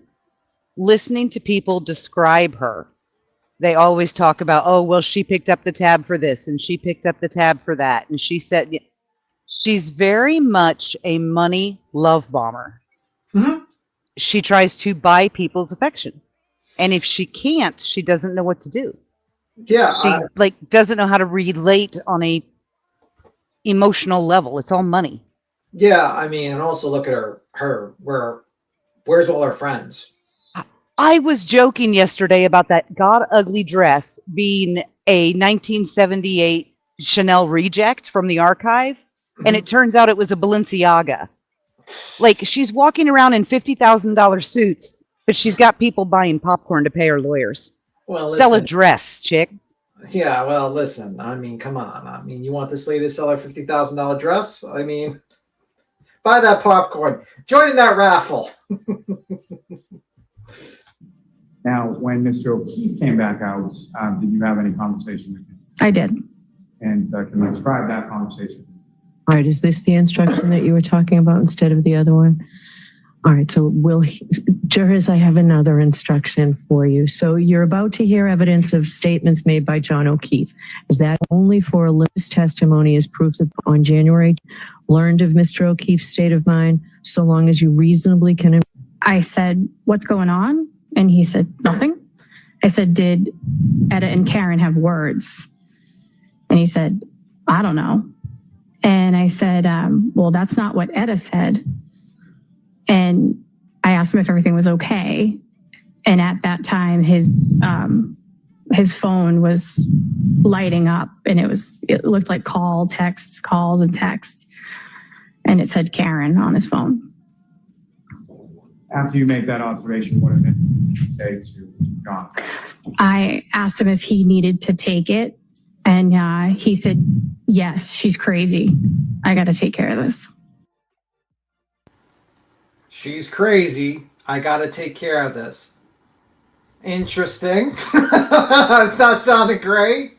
That's not really something you want your client to be referred to. You know, your client gets into a fight with her boyfriend. She starts crazily calling. Kind of sounds familiar, like the 1 a.m. calls that said that when she called the night when John was lying there in the snow dying, how he was a pervert and she hates him and all these other things that she said in her text messages. Just seems kind of interesting. Let's continue. Was that the last time that you saw him on New Year's Eve? It is. Now, turning your attention to the following day, New Year's Day, did you see either Mr. O'Keefe or Miss Reed at all on that? I did not. I saw the children, but we didn't see them that day. No. Now, turning your attention to the following day, being January 2nd, what was sort of the plan as far as what was going on that? Our hotel has a private island. The hotel we stay at has a private island, and we rented all 8 of the cabanas between the 60 of us that were there. And when the cabanas went on sale, I had reached out to John and asked him if he wanted me to get him one. And he said, sure. So I booked one for him, and he paid me for that cabana. So we all went out that morning. And it was probably around, 10 o'clock in the morning, and they weren't there yet. And so I sent him a text and I said, are you coming, or do you want me to sell this cabana? Because there was other, couples there. At least he could have made, the money back. And he asked me who was there. And I said, everybody. And I named off a couple names. I'm not really sure, but I said, everybody's here. And when you said that, how did Mr. O'Keefe respond? He said, well, apparently I made out with your sister the other night, according to Karen. Now, is that the first time that you had heard that? Yes. So fair to say whatever you had heard from your sister on December 31st was not that? Objection. No, I'll allow that. Correct. The whole kissing thing, John kissing another woman, was a fabrication, apparently, by Karen Reed, who was crazy, jealous, and prone to emotional outbursts. And pair that with alcohol. He hugged. Yep. Yeah. And pair that with alcohol. What do you got? He hugged his godson's aunt. Yeah. How dare he? How dare he? How dare he? Apparently. This is not, and this goes to her character. The sister, you could tell, was grossed out by the idea on the stand. Yeah. And that's the thing. I sat here and I'm sitting here. I'm like, this is painting. Now people are saying, what is the motive for killing John? Why would Karen do it? Oh, you're listening to it, guys. I mean, if we change the gender of Karen Reed to a man, burn down the motherfucking internet. And I'm just saying, like, this sounds like kind of like a emotional abusive relationship that she was in with John, where she was prone to outbursts of rage, prone to jealousy. And unfortunately, in my opinion, and this is because she hasn't been convicted yet, so this is my opinion, unfortunately, this cost Officer O'Keefe his life. Unfortunately, this woman killed a good man. But that's my opinion. You're welcome to yours. I'm sure people are still undecided about this case. I understand that because, honestly, the defense has been busy trying to destroy the third-party culprit defense and not really presented their case about why she's 100% guilty, besides witness testimony of about 20 people saying that they heard her say various incriminating lines and also bad behavior from her. Right. And even if they don't establish a long-standing motive, in that moment, she was blackout drunk and mad. And jealous. That's all you need. He was going in a house where, she didn't want him to go. She wanted him to come home with her because whatever reason. And in that moment, she was mad. She saw him on that backup camera behind her and she hit the gas in reverse instead of drive. Another thing to point out, she went to the bar. She wasn't invited. I don't think she was invited to the bar. I think she tagged along because she didn't trust John. I think she said to her, because he went there to celebrate. He didn't wait for her and say, hey, come, get your things. We'll leave together. Nope. He went with his friend and then she shows up. And I think she was suspecting him of cheating or some sort of like they were going on the outs basically, and I truly believe that. And Oh, Pineapple, that was nothing. what was Dinah your just reaction when Dinah was holding the phone and hit the wrong button.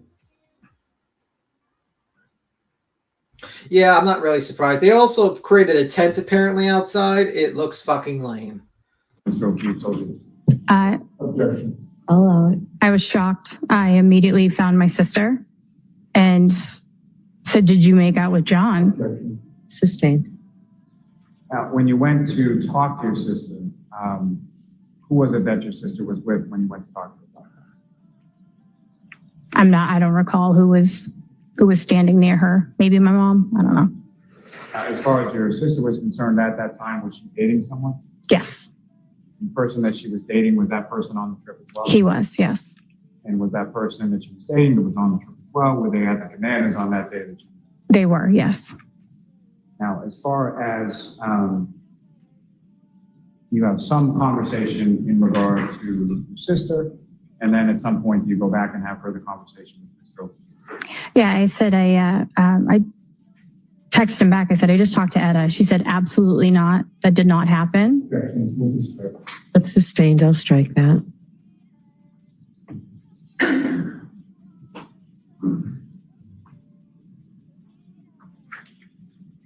Now, at some point after that exchange, did Mr. O'Keefe and or Ms. Reed and or the kids come out to the cabana area? They did. Yes. And at any point, how would you describe sort of how Mr. O'Keefe and or Ms. Reed was acting when they came out to the cabana? Karen immediately went in the water. I just recall her being like floating in the ocean for a good chunk of the day. John was hopping around from the different cabanas talking to people. One of my favorite pictures of him is with my son from that day.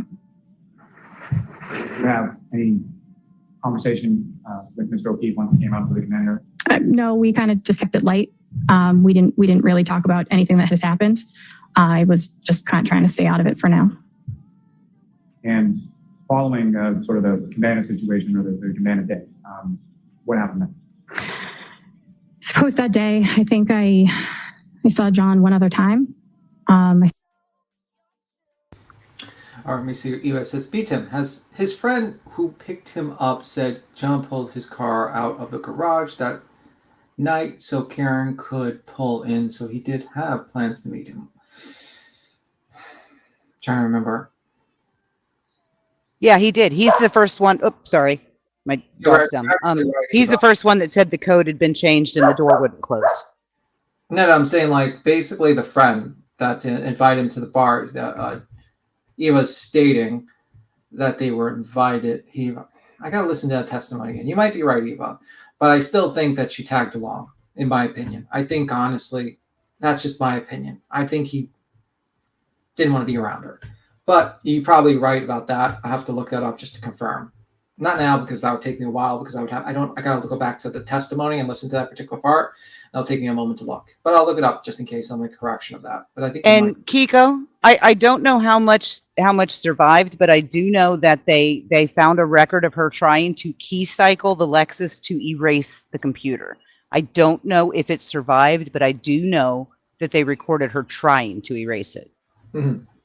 I saw him in the pool. It was the one time that him and I were alone. He didn't seem like he was himself. I'll allow it. He seemed distant, and I asked him if he was okay. And he kind of just, shrugged it off. And I said, are you happy? And he kind of, just rolled his eyes and shrugged it off. I said, well, something along the lines of life is too short to not be happy. And he goes, well, Laura, it is what it is. And I did ask him if he wanted to talk about it. I said, do you want to talk about it? And he's like, not really. So following that exchange in the pool area, when was the next time that you saw him? I had spoken to him. We all went on the Jolly Pirate. We had all bought tickets in advance. So we had basically rented the whole boat for everybody to go. Had bought 4 tickets and we had gotten a bus from our hotel. And he didn't show up for the bus and wasn't answering my calls or my texts. And then we finally got down to where the boat was. The boat was about to leave, and he messaged me. He's like, "Not going to make it. Kid slept late." And so I didn't think anything of it. Then after that, I saw him and Karen the night before they left. And they ended up leaving a day or two early so that the kids could get back to school. And when you saw them, where was that in relation to? Right outside the hotel is a marketplace that has a bunch of restaurants and arcade. I was sitting at the 5 o'clock somewhere bar that looks into the arcade with my best friend Val, and my friends Dave and Laura and Karen and John walked up. What, if any, conversation did you have with either Mr. O'Keefe or the defendant at that time? Karen grabbed me and she said, "Hey, I'm sorry. I thought I saw something that I didn't, and I would like to pay for some of your sister's room." Oh my God, Brianna's so fucking right. Brianna, See, it's all money. You're so right. You're 100% right. Oh my God, Brianna just reads people so well. Oh my God, Brianna's gonna I'm a little worried now. You might read me a little bit too quickly. I think it was Liza actually that had said that, and I mean Liza's a lawyer, so yeah, she knows her shit. Oh my God. Yeah, it sounds like this person does try, like Carrie does try to buy people when she try to buy favor into them. That is an interesting thought process. It explains a lot. You know what I mean? It explains a lot. Oh my God. Jeez Louise. Man. Yeah, it's like if she can't earn people's trust, she buys it. She buys it. Yeah, and that's happened. I mean, it would be great if someone actually did a psychological profile of this woman, kind of, just to see how she thinks, man. Because it's wild. I said it's absolutely not necessary. Just an apology will do. And did she persist in wanting to pay for the room? She did. And how so? She just said, I will apologize, but something along the lines of, I want to pay for some of her room. Can I just have her room number? I don't remember if I gave her the room number or not. I don't really know. And with regard to that trip, when was the next time, or when was the last time that you saw her? So the day that they were leaving, I saw him by the pool. He came up, he gave me a big hug. He said, "I love you. This was a great trip. Thank you so much." And I said, "Well, you're definitely in again for next year." And he said, "Absolutely." And that was the last time I physically saw him. So that conversation, just turning back for a moment, as far Hey, as, pause real quick, me, Tim. with regard to this. Roro's right. She did try to buy the kids too. Dunkin' Donuts, taking Kaylee to get her nails done, getting them expensive gifts for their birthdays, pissing John off because she was spoiling them. She wanted the kids to love her, and they didn't. So she tried to buy them. Suggestions for people if cases are too much: watch kitten puppy videos afterwards. I don't know. I don't watch a lot of kitten puppy videos actually recently. I usually change up my content, honestly, when I get bored with a certain subject matter. Let me see. Okay, this one's interesting. This one is the second witness. I think this is the sister that was apparently the one that was accused of kissing. Let me see. The elevator gets sent down to the lobby. You walk out with anyone you see when you come. I can see why Karen Reed's jealous.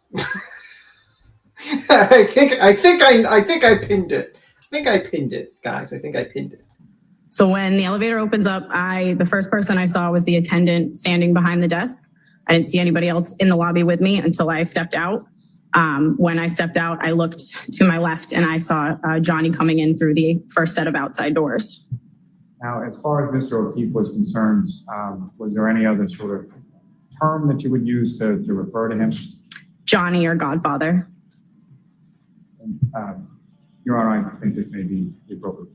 All right. So folks, that I'm going to say again, that first instruction I gave you with the last witness, that you're about to skip the instructions because I don't think the audience needs to listen to the instruction, but general instruction, blah, blah, blah, blah, blah. This is, you can consider it, true or false, blah, blah, blah, blah, blah. But let's just limited issue. Yes. So you walk out of the elevator, you're by yourself, correct? Mm-hmm. Yes.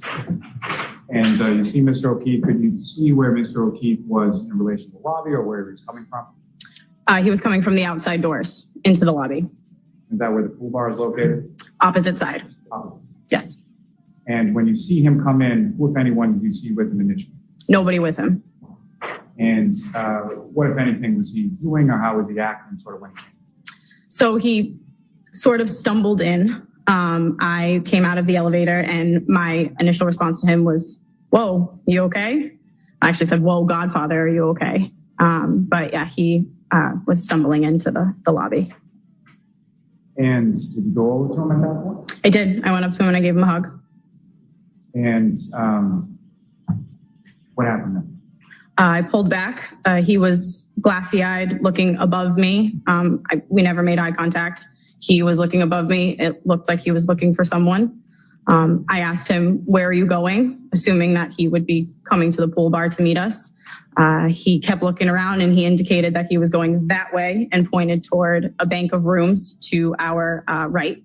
And I said, "Well, you should go that way." And I stepped back and I guided him toward the area that he was going. Now, as far as the bank of rooms to the right, you indicated that you were familiar or aware of where Mr. O'Keefe was and where the children were. Is that correct? I know they were on the first floor. I'm not 100% positive as to where exactly their rooms were. And if you know, did you know whether or not that Mr. O'Keefe was staying in the same room as Patrick and Kaylee at that point? I didn't know if they were staying in the same room or not, no. So you point him in that direction, and what happened? So I pointed in that direction. He walked off. I continued out to the pool bar when I heard very loudly his name screamed across the lobby very angrily, and it made me stop in my tracks. And when you stopped in your tracks, what happened? I started to turn around to come back in. So once you go out to the pool bar, you kind of go around a corner and you go out of view. So I turned around to go back in. As I'm going back in, I hear someone yell, "Who the fuck was that?" And as I come around the corner, I see Mr. O'Keefe walking toward a woman. And he said, excuse me. He said, "Calm down, that's Laura's little sister." And what happened then? When I came back around the corner, I said, after Mr. O'Keefe said, "Calm down, that's Laura's little sister," I said, "Hi, nice to meet you." That's when Miss Reed's head snapped up, and she very loudly told me to go fuck myself across the lobby. And I said, "Yeah, fuck you too," and walked away. And just to be clear, when you say Miss Reed, this is someone that you became familiar with as the trip went along? This was my first interaction with her. I had never been fully introduced to her at all. I just had seen her sitting by the side of the pool when I had been talking to Johnny earlier in the day. And the person you know to be Miss Reed, I can see her in the courtroom today. I do. Could you just describe as to where she's seated or an article of clothing that she's wearing? Sure. She's in a black and white checkered blazer. She's 2 people in from you. Does that record reflect identification by the witness? Yes. That's not looking good. This is not looking good for you, ma'am. This is not looking good for you, Karen. I mean, you got 20 people saying that, could I have hit him? Did I hit him? Is he dead? I hit him. A couple of people heard that one. You got the fact that you didn't do a cross of Carrie. That basically brings in the fact that you, basically, she says that the taillight was broken or smashed, whatever you want to word salad use, at 5:32, meaning that, and there was no glass fiber like pieces on the ground anywhere I saw in that snow. So good luck with that one. So that means Proctor did not do that, did not come in there and smash the fucking taillight like all you idiots have been stating for about months and months and months. All the people who with the conspiracy theory. John was covered with snow. John was basically almost impossible for anyone to see, but yet Karen knew exactly where he was. These 2 witnesses have basically stated that she is a very jealous person, irrational, quick to anger, and drinks a lot. And was drinking when she was driving a car. Interesting. Very interesting. And also, apparently after this witness, I believe, there will be Higgins that will pop up. And he will talk about, when Karen Reed attempted to kiss him in John's house, and how she knew where all the cameras Sounds to me like a drunk bitch got caught, and I think Karen's guilty. I've said it for I'm just saying. In my opinion, she's a cop killer. I love, you remember when you first heard this case, and you were like, I think she got drunk and she was jealous and she hit him with the car. Yep. You said that from the get-go. I think she did. I mean, I don't think she just was like, damn, I'm going to just kill his ass tonight. But I think she was like, you know what? Fuck him. and backed up. And when she thought she hit him, she didn't even give a fuck to stop. She just took the fuck off. Then when she got home, she thought about it. She's like, oh, fuck, what'd I do? God damn it. What if he's laying there dead, man? Fuck. And she got back in the fucking car and told the whole shenanigans. Yeah, pretty much. Sidebar. Sidebar. No, we're calling it sidebar. Those are like that, like Boundless Millennial had that great like little thing. Where the fuck is Boundless Millennial? I need his ass in here. I know, he would be cool to talk to. He fucking cracks me up. I like him. Well, I do. I like him too. Do you ever? I go in his chats when he does his live streams. I'm like, man, where the fuck is he at? Yeah, I like him, man. He's really factual. And you know what's the interesting thing? Everyone that's been like basically going against the whole bullshit narrative that this is a conspiracy. You know, Brianna, where'd you go? I don't know. Brianna went away. But everyone that's been running with this bull. No, hers is on here. It just says device is not connected. It wouldn't let me bring her up. No. What are you doing, girl?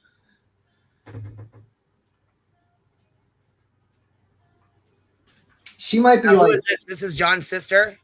No. This is the little sister of Sullivan. I like that Sullivan lady. Am I back? You're back. Okay, Yes, good. I am.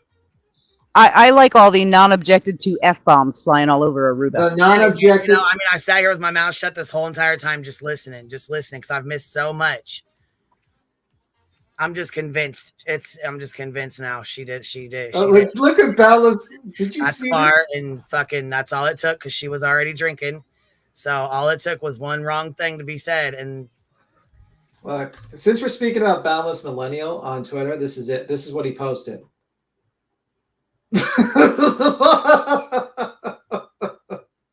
Oh my God. Yanetti's sleeping. She's like, can I get Tito's in prison? Let's take a plea. Oh my God. That's good. Every day it gets worse for her. I don't get it. And you know what? Boundless said that he used to be really into Karen Reed, like, you know what I'm saying? Defending her. Yeah, a lot of people. Kevin from Yellow Cottage Tales. A lot of people sat there. But the thing is like these people initially, when the documents came out, they were very defense-friendly documents. They were documents that were produced by the defense and they were like not complete story. And a lot of people got tricked by them early on. I even was like a little tricked by them too, because, you know, if you initially just glanced at them from the beginning, you'd be like, oh, there's something strange here. But then once you look into it more and more, you realize their theory's cockamamie crazy. It just doesn't make sense. I mean, like... Erica, I'm right there with you. She said, I want to know how people think that she didn't kill John. Because they believe... Let me see if I can find that picture. I swear to God, there was a picture of... what was it? I don't understand how people don't believe that she killed him. Because they believe there's a lot of people. There's a sunk cost fallacy. I heard Yellow Cottage Charles. You have people that followed this case for 2 years, and they all believe the conspiracy. There's a lot of money, and they will just continue with it. And also there's a lot of content creators that are making money from this. There's a lot of money being made. I heard. Oh, absolutely. I mean, look at the glare. He came straight up when he jumped on the bandwagon. Yeah, but there's more than that. The raffle tickets, apparently, right? Like the popcorn sales, right, all that. I know. There's a lot of money being made. But you know what? There's a lot of people that blindly defend Karen because she's pretty. Personally, I don't see it. I don't either, baby. I don't either. Yeah, she's got nice hair. She's got that good hair, but that's about it. I don't. There's and no $50,000 suits. We could brown bag the face. There's no pretty to the face, but the hair is beautiful. The linchpin of their defense is a 17-year-old kid holding a 10-year-old grudge about John not getting angry at his little brother throwing a beer can on his lawn. And it came nowhere near establishing that.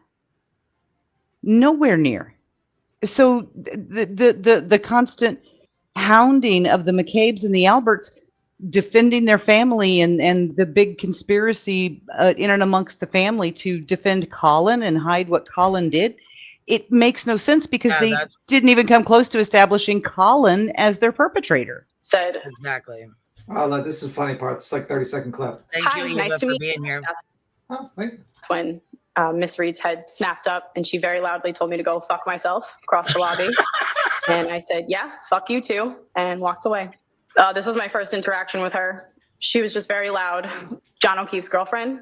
And she looked at me and said, Karen. And I said, yeah, you guys like her? She said, yeah, she's okay. And I said, well, she sucks. She gives her a look. Look at that look. She gives Karen that look on this thing. Hell no. Oh my God. Like, this is. Yeah, this... Kathy. He cracks me up. I was watching him. Boundless said he used to believe that Karen was innocent. He used to believe that. Now he's like, I don't know how the fuck I believe that. No. He said, she said Boundless at first believed Karen, but then started asking questions no other YouTubers would touch in case coming from the other side. Not sure if they were scared or not really knowing the inside. And where I've been watching it, she was part of the Free Karen Reed movement until they came after, coincidentally, her best friend. And then they turned on all of them. And now she has seen the evidence and she knows Karen's guilty. And now she's getting the same kind of harassment that the McCabes and the Alberts and everyone else has, because that's what they do when you've been inside and you find out the truth. They turn on you. That's right. Yeah, I mean, that's what the usual situation is with these guys. They usually pull these shenanigans. Also, apparently they brought a tent in now. Did you hear about the tent?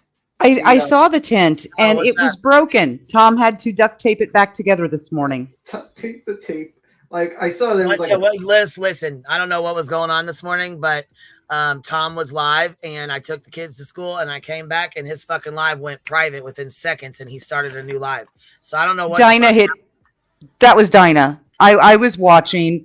It was right as Karen got there. For some reason, it went split screen for a second and Dinah pushed the wrong button and killed the whole thing. That's all it was. I mean, he privated it though. This needs to be a thumbnail. This needs to be a thumbnail for them. Like, this is their tent. Oh my God, that's fucking hilarious. That is great. And it's in the road. Oh my God. The fan club, the Karen Reed fan club, man. Holy shit. I don't understand why they're allowed to put it in the road. Take a screenshot of that. We need that fucker. That's our screensaver from now on when we're watching Tom.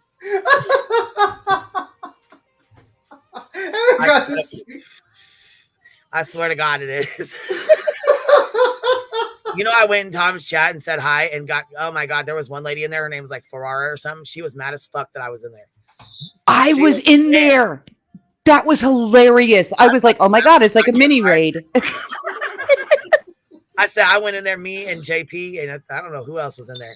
Liza was in there. I didn't say anything, but I was in there watching, laughing my ass off. I'm like, oh, it's like a mini raid. I wonder if they did this on purpose. Imagine. Came in to say hello, make our presence known. Look, and then this Julie person who I see on Twitter, she says, a tailgate at a murder trial, folks. This is the America we are living in now. Not even the death of another human being can snap us out of behaving like trashy reality TV contestants and our ever-growing need for attention on social media platforms. What have we become? Well, very interesting that there's a tailgate party for a murder case. Yeah, I agree. Like, holy fuck. They said Photoshop circus stripes on the tent. There you go. All right, email me the best look. Email me your best pictures. Just about the only time I talk in Tom's chat in the morning is when they're just being absolutely ridiculous. Like yesterday, they kept going on and on and on about the crosses the McCabes and Alberts keep wearing. They wear those crosses. Why are those crosses? You dumbasses, those are not crosses. They're Catholic. Those are crucifixes. We're born wearing those things. Oh my God. We wear them until the day we die, okay? They're not crosses. We are officially in post-apocalypse Delulu land crazy. Oh my God, this is crazy, man. This is absolute nuts. I can't believe it. It's just like a crazy year. I mean, you got Ryan Upchurch, he's probably going to lose everything, being sued by like 2 other people, which is kind of funny. I mean, you got this case where you got these Karens literally tailgating a murder investigation. You got this guy here. This is an interesting. Someone pointed this out. You got these weirdos in the trial. Like someone pointed this out. Like, who is this guy? He's like another YouTube. This is Nick Rocco right there. I don't know who this lady is. All these like weird YouTubers are just going in there. I just get it. I can't understand that. You got people defend like it's just nuts. Well, you've got the Turtle writers split because Turtle Boy is mad that Nick is the one doing the media tour because he can't because he's under the gag order for his own case. So the media is leaning more on Nick. So Nick's doing the media tour. So Turtle Boy is mad at him. But Tom and Dinah and Chrissy all talk about how great Nick is because he's out with them every morning.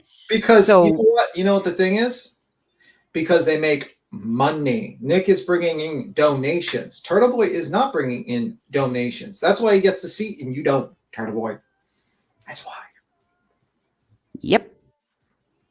So, anywho, I mean, like, and this guy, I was looking at, I had to look at Turtle Boy's Twitter. I mean, because I was like seeing, was he going to make a response about, basically disavowing the attack on a 17 or a 15-year-old girl in his name?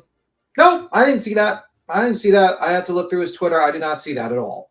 Instead, I've seen him fucking spiraling, making the most weirdest comments. Let me see. Michael Proctor, this is from Turtle Boy.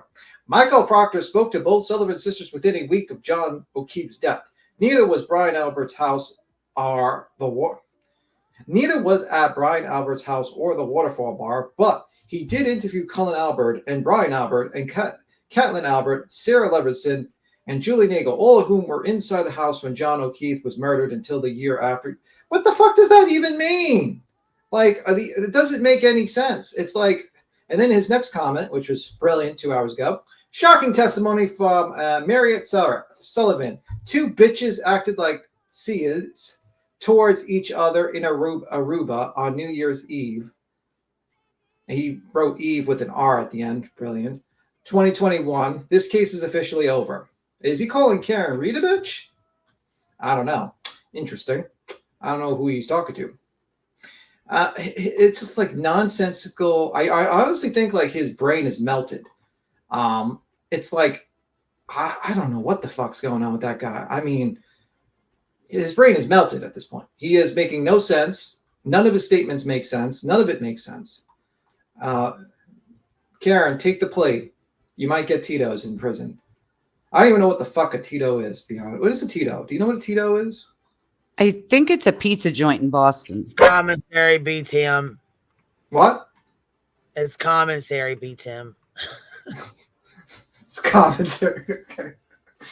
If I was commissary, you get it out the list. Commissary. Well, I don't know. I haven't spent a day in prison. Not like Turtle Boy, who spent 60 days in prison. Oh, county to be exact. Let me see. If Cullen wasn't even there when John was there, and then they pull up. Somebody said there's a dance where they was all dancing to Sticky's super chat dance that we made, that she made for us with the glare with the finger peen. Somebody said the girls were dancing to that on Tom's CPU. I'm gonna need a timestamp, y'all. We need a timestamp of the day. We need a time. I'm looking at timestamp. I don't know if it was the finger peen or if they were recreating the Ryan Upchurch one. It was one or the other. Please, Ryan Upchurch. You know what you should do, Ryan Upchurch? They're misusing your face, Ryan. Look, JP done told you, goddammit. Fuck. Well, look, Beatsim, I told you it's on the commissary list. You gotta make your own. You gotta get your own stuff off the commissary list to make it. Oh my God. She meant Tito's vodka. Tito's is cheap ass vodka. Cheap ass vodka. Oh my. Michelle Sabat's form of ice water. I'm dead. Oh my God. Like this, I'm looking for like the dancing peen thing, but while we're doing that, just imagine this. Imagine these ladies dancing for the glare. That's the fucking funniest. The stuff of nightmares. But hold on, what the fuck is Tom doing? Wait, hold on. Look at this. Tom's out here just having himself a good old time. Look at this. What? Prompter, and you scroll Oh, you're leaking. and all of a sudden, a very dramatic Leaking. a 227 Google search. So can I have Dr. Tom? I want this right on. Salon. Oh, yeah. Yeah. Aw, somebody got boo-boo. You indicate that you did that. Made that That's search. What's up? I got half a hamburger. That's all I need. They got a whole damn cookout. What the absolute fuck? They got a whole ass cookout outside the car. You fucking serious?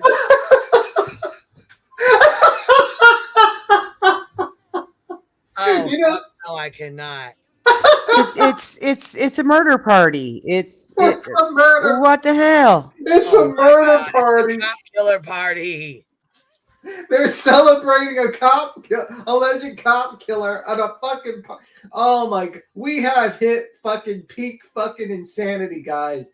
This fuck, man. We are in Gotham right now. We are in Gotham. This is literally fucking Gotham at this point. Jesus Christ. We got the Joker on trial and its fucking gang is outside having a party. Holy fuck, man. They said for people to stop setting them breakfast to now buy them lunch.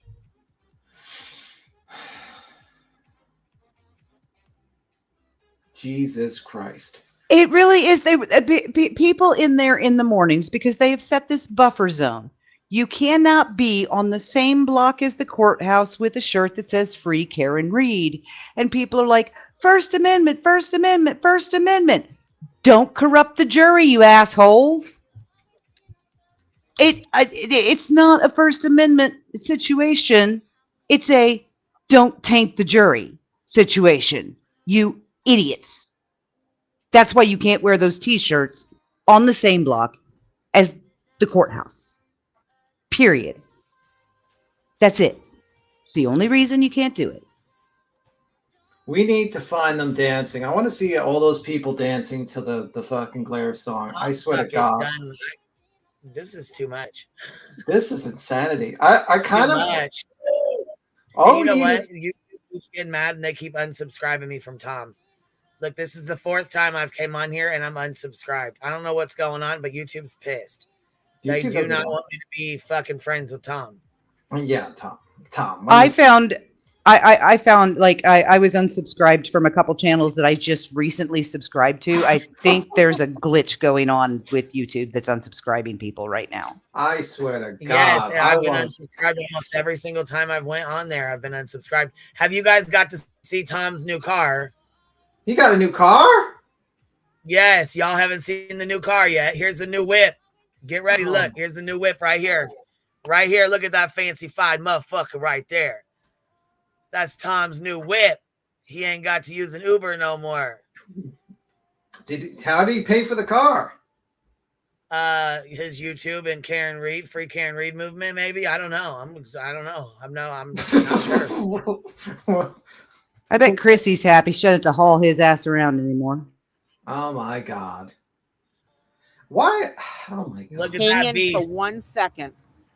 That's an ugly. Can I looking play Tawny Katian? Oh my God, hold on. I don't know if he'll let me do that. That Can we- really is, from this perspective, that looks like a 98 Pontiac. Like Look I'd rather at have I'd rather have a Pinto, to be honest with Heather, you. I know YouTube's trying to tell me to zip it and stop fucking subscribing, huh? They said stop watching Tom, double D CPU. Stop it. I'd rather have a Pinto than this car. At least the Pinto. I have my algorithm so confused because I watch him every morning, but every time it suggests him, I tell it to stop suggesting him. I don't want to watch him any other time. I just watch him from like 7 to 8 in the morning. And then when other streams pop up, I'm like, don't recommend him. I don't care. I've seen better YouTube's so confused. I've seen better taxi cars than that car. Oh my! By the way, I'm sending you the photo just in case, Queen, in the back chat. So actually, I'll send it in Discord so you can make your thumbnail next time. It kind of reminds me of the time. I cannot believe Tom's got his new whip right here showing off. Tawny Katian across your front of your car. Oh my God, remember the music video? She's in the white dress and she's up on the hood of the car and she's doing like ballerina moves. She's up on the hood of the car. Okay, he won't let. Wait, that is an 87, so that could potentially be a Pontiac? God damn, I'd rather take the Uber than drive that car, to be honest with you. But that's just me. I feel like there's no respect. An 86 Nissan. JP just said an 86 That car Nissan is Z. almost- Oh my God, it's a 280Z. Oh Jesus. That car is 1 year fucking younger than me. Oh my God. That car could. Oh no. That car was cool when he was 6. Bro, hopefully he didn't buy that car from like Karen Reed's brother from the dealership or something. Hopefully he gave him a good deal if he did, though. It's like, here you go. You're doing such a great job for my sister. Here you go for a car. Here you go. That's satire, by the way. That's a joke. Let me see. Tommy cursing. Oh, it's not a car. It's a car. It's a car. Fuck the car in my yard. Fuck the car. Fuck the car. I said, fuck her. She sucks. I agree. The Z cars were awesome in the 80s and 90s. It's now 30 years later. Oh my God, my mom had that car. He has the bomber jacket on with the 1950 car. I'm done. It's Nissan. Oh my God. It was also like 88 degrees in Boston today. Why is he wearing a leather jacket? I don't know, man. I don't know a lot of things. Why are people dancing to the Glaire's Finger Peen song in the streets, having a fucking like a brunch, like a TV watch party of a murder trial on the corner, all wearing pink? I don't know. The world has hit the maximum Delulu land. We have a group of old people dancing to the Glaire's Finger Peen song that was created by someone named Sticky, who has Ryan Upchurch's face on the body of some person dancing while they all have lunch and bake for food on the corner. And they all believe that 30 or 40 people are in on a conspiracy of a murder. I mean, this is just fucking Delulu. This is the crazy. This is like, I thought Kylie Rodney was a pretty crazy fucking story with like, like with the conspiracy. But I'm starting to learn that every time there's someone that always will top someone else's conspiracy theory. Matt, I'm with you on the G6, but I thought it said the asses. It says the assassins. That's like, what the hell? I'm with Matt on the G6, except the 06 Pontiac paint delaminated so badly they all looked like crap after about 3 years. Oh my God. Like, what I really want now is I want Ryan Upchurch to find out about these people and get mad, and then they get like a counter protest from Creek Squad. They got Chloe on top of the car.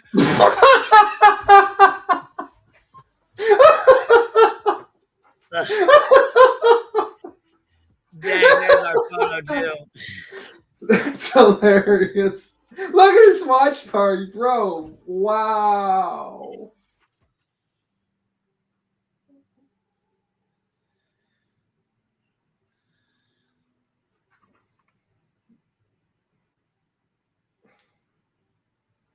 Jesus Christ. I cannot stand that 840 that 845 photo op every morning. It drives me nuts. Here they are putting their fucking tent together. Oh, you mean that photo? Yeah, I seen that. That is not a fighting photo. See, basically, he created this like Turtle Boy's like, I found a fighting photo where they were fighting. My turn. Let's see. Hold on, don't pull this I out of ain't my pulling it, boob. I'm pulling I it. got the power Let's back. see what you got. Isn't that look at Steve that. Horns? I got this. Oh, And on the arm, that's awesome. and then on the back. Isn't that awesome? I love my shirt. I love it. Bro, isn't that the sign for like Satan horns when you're rocking out? I don't know. Am I wrong? Because I'm pretty sure that's like Satan horns when you're rocking out. I don't know. Thought that's a little out of place, to be honest with you, but that's just me. Surprised they didn't bring an RV where, well, we'll wait for Dolly to come down for that one. He'll bring his RV.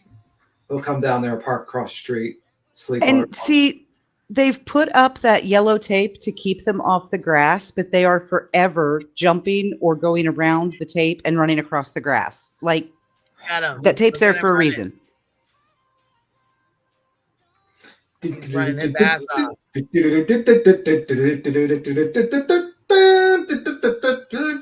pissing off the local press because they're getting in their shots. Every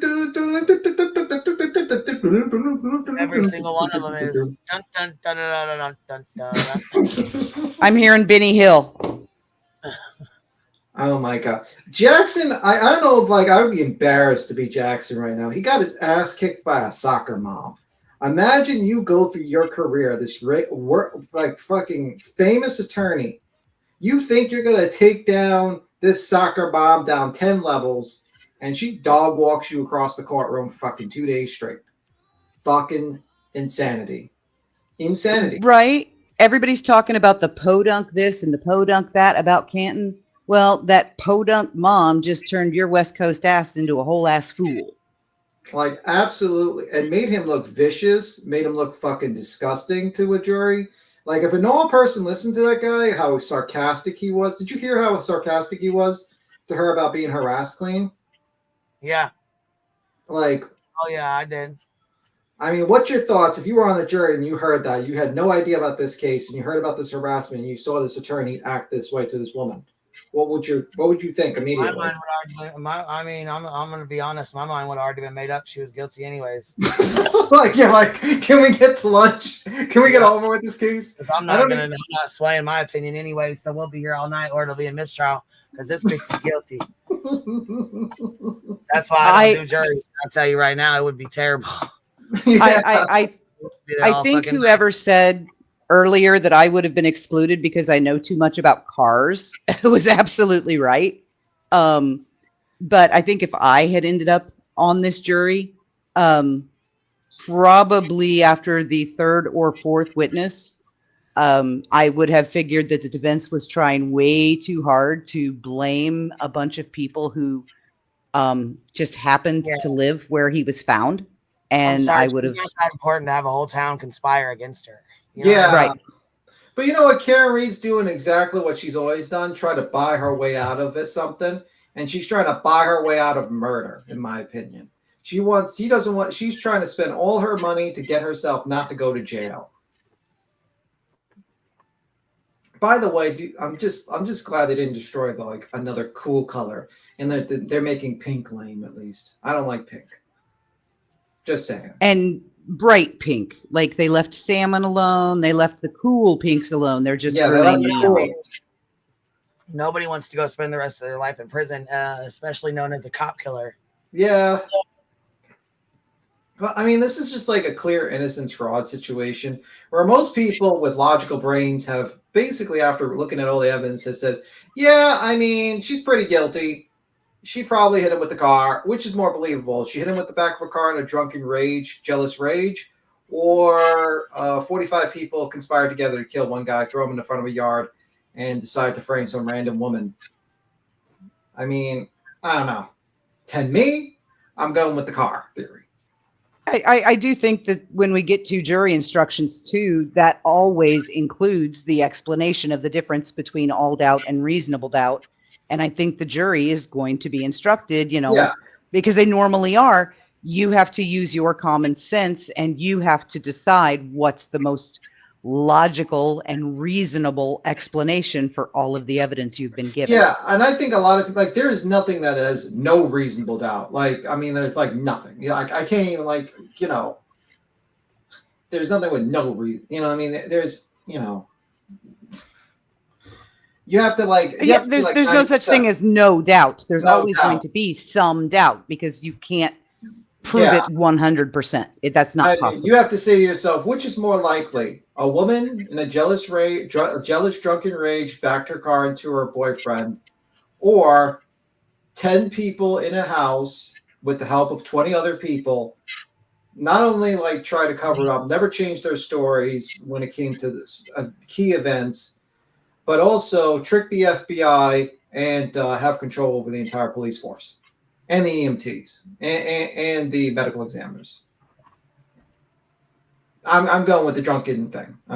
All from the Board of Selectmen that he was elected to right before this happened, that has no power over any of that. And he wasn't even there. Chris Albert wasn't even there. Oh, Tito's is a trendy brand of handmade vodka. And it's crap. It's crap. It's not good. I don't like it. You better get used to fucking toilet wine. I mean, like Hooch, you got to buy orange peels and stuff like that. You got to buy shit off the commissary list to make your liquor. You can't. You know what I'm saying? You can't just get Tito's in there. You know, you got to make your own shit. You got to buy stuff off the commissary list, and then you know what I'm saying, put it in a bag with sugar. Yep. You know, shit like that. That's what I'm saying. Like you got to be able to make that shit. You can't just get Tito's. Like you got to be able to make that jailhouse. You know what I'm saying? Absolutely. Jailhouse, right, that jailhouse Pinot. Hear me? Yeah, she's gonna have to learn how to get like. She needs to subscribe to that guy who does Busted. You know, he makes the food from the jail using his card. That would be the guy I'd be subscribing. Busted. That guy. I would pay attention to that guy if I was going to jail. Be like, yo, I gotta make sure I can cook something so I don't get like beat up by prisoners. You know what I mean? Like they know I'm like the cook, so like I don't get beat up by a gang of people. So that's just my hope and dream. So I'd be like really looking up all the like how to cook all the prison food. That would be my tactic. You know, that's the tactic. Queen's like, you're fucking done.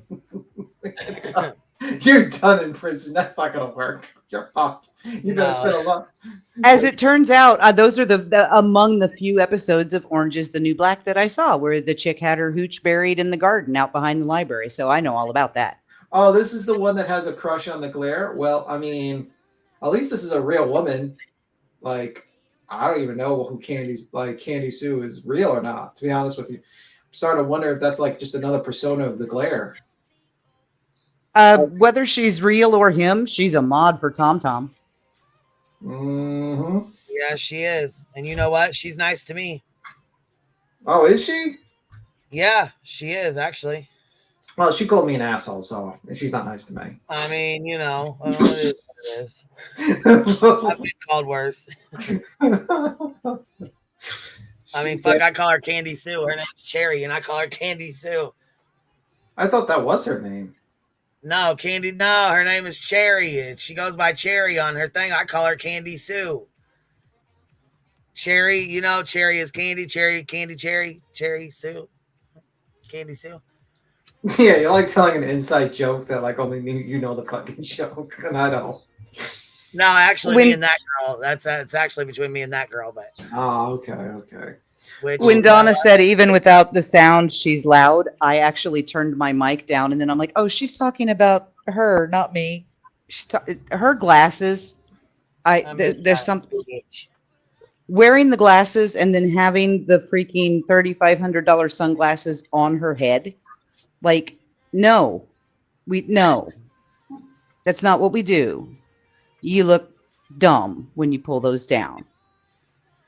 Just no. Sorry. Oh, by the way, in part of the texts that were leaked from Turtle Boy, I believe. Let me see. So, I'm looking at something. This is about Laura Sullivan. A reminder, this is from Julie Carpenter's on Twitter. I'm still going to call it Twitter because X sucks as a name. Reminder that Karen Reed called the mother of John's godchild and the woman who testified today not a friendly and a fat ass who was crying in court vicious, cruel, and biting words. And it has like the text here. It says, let me just, please tell TV he will get all the credit from my camp when this blows up and when I talk to Dateline next. Can you tell him that Laura Sullivan is not a friendly ? She testified against me. She's the fat ass in the blue crying in court while Jen McCabe rubs her back. And then Turtle Boy, whoever, Turtle Boy says, figured as much. No way. But then I forgot to read the first part. That's my the only cross examinations of either of them was, were you there January 29th? Yeah. That's my beach bag in the front of that pig. His response was awesome. John's family sucks. Yeah, Karen, you're really showing your true colors. You know what I thought was very, very telling? Fucking crazy. Even before she... How are they having a cookout outside, a cookout party outside the courthouse of a potential cop killer? Really? Because they think it's fun. They think it's a big old party. But even before she was sectioned, Karen was not with John's parents. Carrie was. John's parents were talking to Carrie, not Karen. Carrie, do you want to go see John? Do you want to tell John goodbye? They didn't ask Karen. They asked Carrie. That's very, very telling. Oh, by the way, apparently Turtle Boy got I don't even know if this is Cullen. I don't even know what the fuck this is, but it looks like two random teenagers that look like they're play fighting or something like that, or sparring in the middle of the street. I can't even make out if it's fucking Cullen. And I'm sitting here, I'm like, man, did he just get scammed for $100? Aiden, he's going to need that money for his defense. What a sad man. What a sad, sad man. Getting scammed for $100. Poor man. See, look, they're standing on the grass that they're not supposed to be standing on. Oh, wait, we got a good photo here, Queen. Look at this photo. You know how they got mad at, they said, oh, this was so terrible they were sticking middle fingers at? Here, this is a good photo.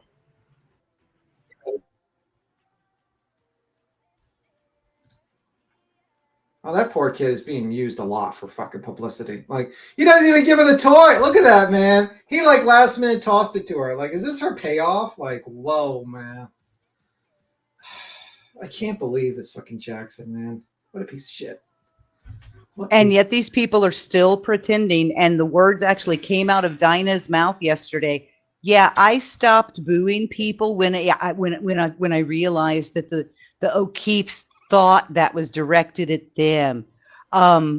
Would we like to go back to when Jen McCabe was standing there with John's parents and Tom walked up and tried to knock Jen's phone out of her hand? Yeah. That was literally directed right at John's family. And we watched it. What a bunch of losers. So this says a tailgate at a murder trial, folks. This is America we are living in. Not even the death of another human being can snap us out of behaving like trashy reality TV contestants in our ever-growing need for attention on social media platforms. What have we become? I'm shocked at this shit right here. I don't know why, but I sure as fuck am. And then here's this one here. This says, let's see here. Do you see this woman in the center of the photo and the woman below holding the duck? That is the same woman. The rubber duck has imprinted on the bottom. Colin did it. These ducks were thrown in front of D&E Pizza on witnesses' lawns. This crowd out there masquerading as the constitutional protectors have acted as a judge and jury to the witnesses and condemned them of murder. That's not just irony. That's a straight un-American trashy behavior. And they're trying to get in front of the jury as they walk in. They're trying to taint the jury. They've been trying from the very beginning. That the Fall River reporter chick has taken photos of the jury. If they convict, this jury is going to go through the same thing that the McCabes and Alberts have been going through for the last year. Yeah, I mean, that's the problem with this situation. Is you have people who are undermining the judicial system, and it's going to get to a point where the judicial system might overact and be like, okay, we're not going to allow filming in the courts anymore. We're going to make it so that you're not allowed. Not everyone can just walk into the court and take a seat. We're going to have to check you out now. You can't just walk in here anymore. But you know what? The person I blame for this, the people I blame, is the defense. The defense knew who they were working with. They worked with Turtle Boy. In my opinion, based upon the probable cause documents, it shows that there might be collusion from the defense. And and if that's proven 100%, I think those guys should be disbarred, and I think prison time should be handed down to those guys too. They found the worst scumbag around to work with, and they ran with it. You know. And I think it's a disastrous day today. It was a disastrous day. I can't think of anything else that was more disastrous today. Jackson looked like a complete fool, a heartless monster. They didn't even cross Carrie, thus substantiating more of this claims from the other witnesses. They made her look like a jealous drunk lady. Oh, this is the rally. This is the rally stuff. Yeah. This is the peaceful protest, guys, that they did apparently in front of people's houses, where kids had to be kids had to leave their homes because a bunch of scumbags decided to bother people.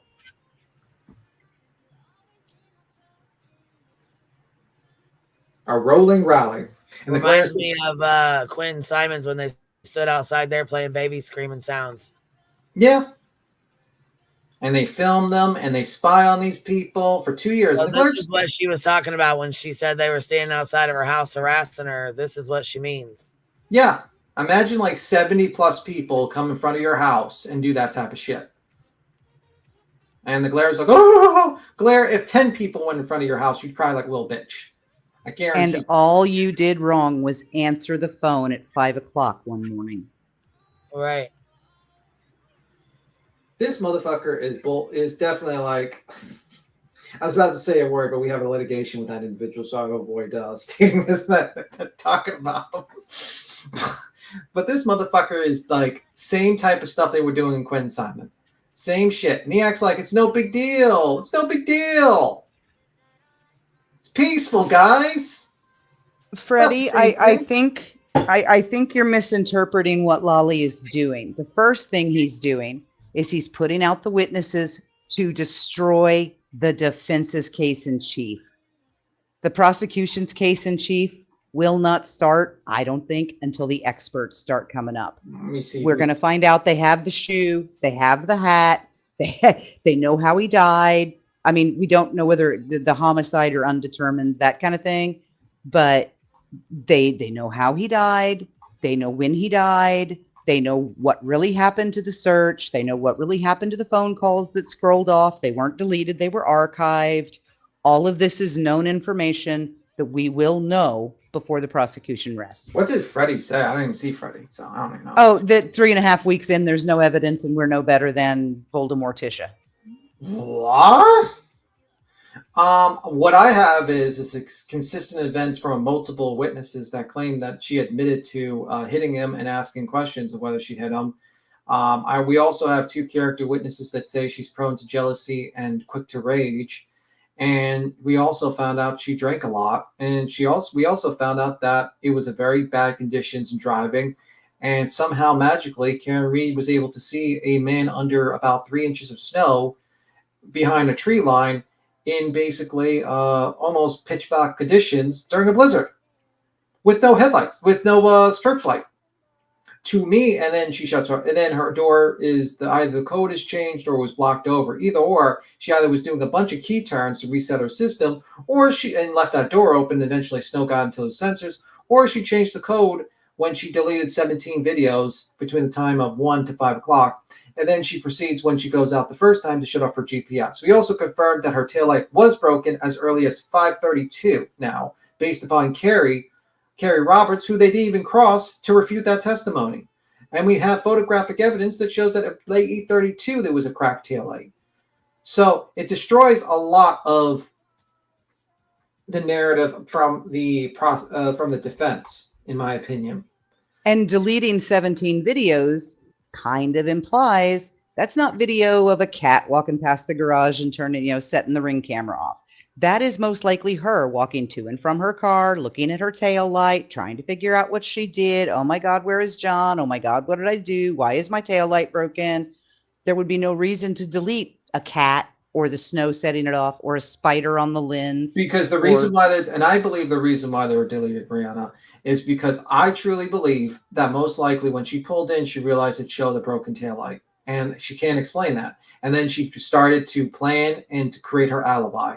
Her first alibi was to basically get rid of those videos and then proceed to like have one video of her slowly, intentionally backing up into John's car to create an alibi. Then she started telling, you know, Jen and Carrie about the broken taillight.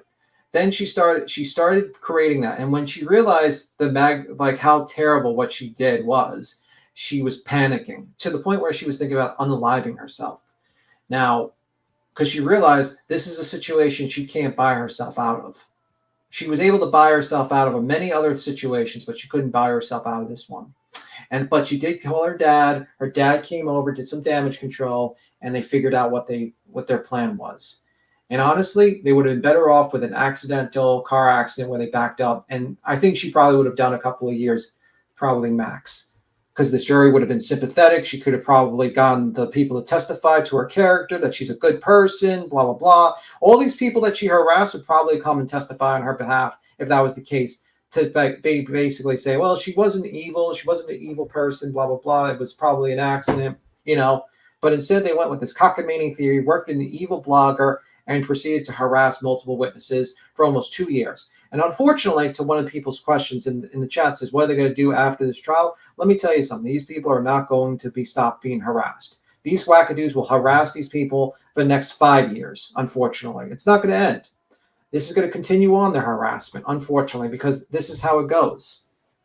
It's just like Jen said on the stand today. Turtle Boy told her, you will never escape us. This is your life from now on.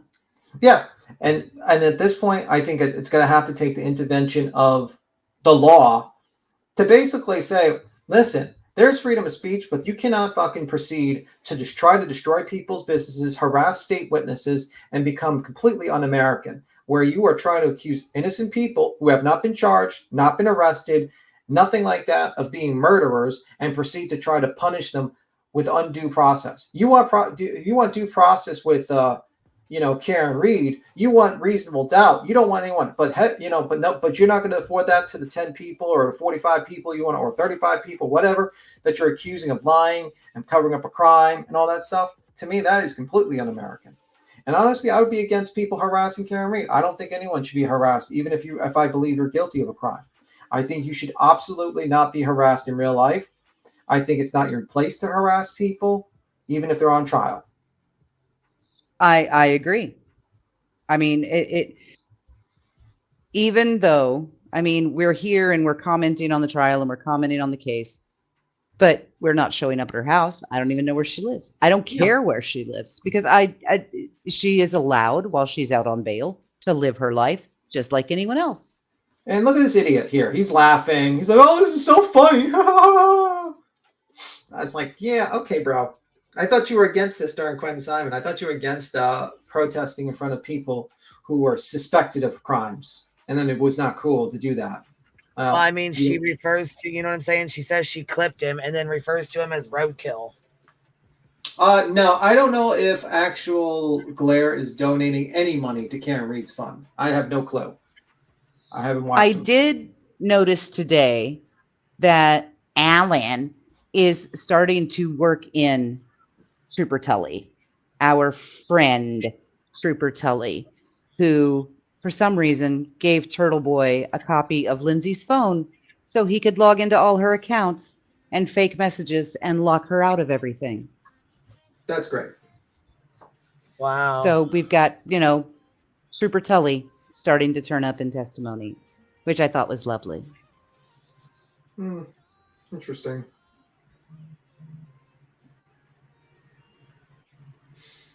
Let me see. I thought she was referring This to tailgating party is crazy as hell to me. You're like still shocked about that. Like you're watching these. Yeah, fucking like they're just sitting out here fucking partying and shit while they're in there, fucking having a trial over a cop being, fucking murdered out in the front yard of his friend's house. Yeah, you know what the sad thing is? Think about how painful that is to slowly freeze to death, right? Unable to move and buried alive in snow. Like that is a horrible way to go. And these people act like, it's a sunny day, let's have a tailgating party. Let's watch a movie. Let's watch the murder trial. What? Fucking people are morbid. Let me see. Death grips, that's because you probably have consciousness. Let me see. I don't have the mental energy to tell white lie. Let me see. But to answer your Francisco Patelmo's question, no, I don't think he's donating for me personally, but I would have to see. Maybe he is. Maybe he's not. I'll believe it when I'm sitting here.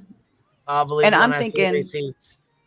Right. I'm sitting here and I'm thinking, I don't have the spoons to handle this conspiracy, just trying to figure out how it's all supposed to be linked together. How are these people supposed to have the energy to put it together in the first place and then hold it together for 2.5 years?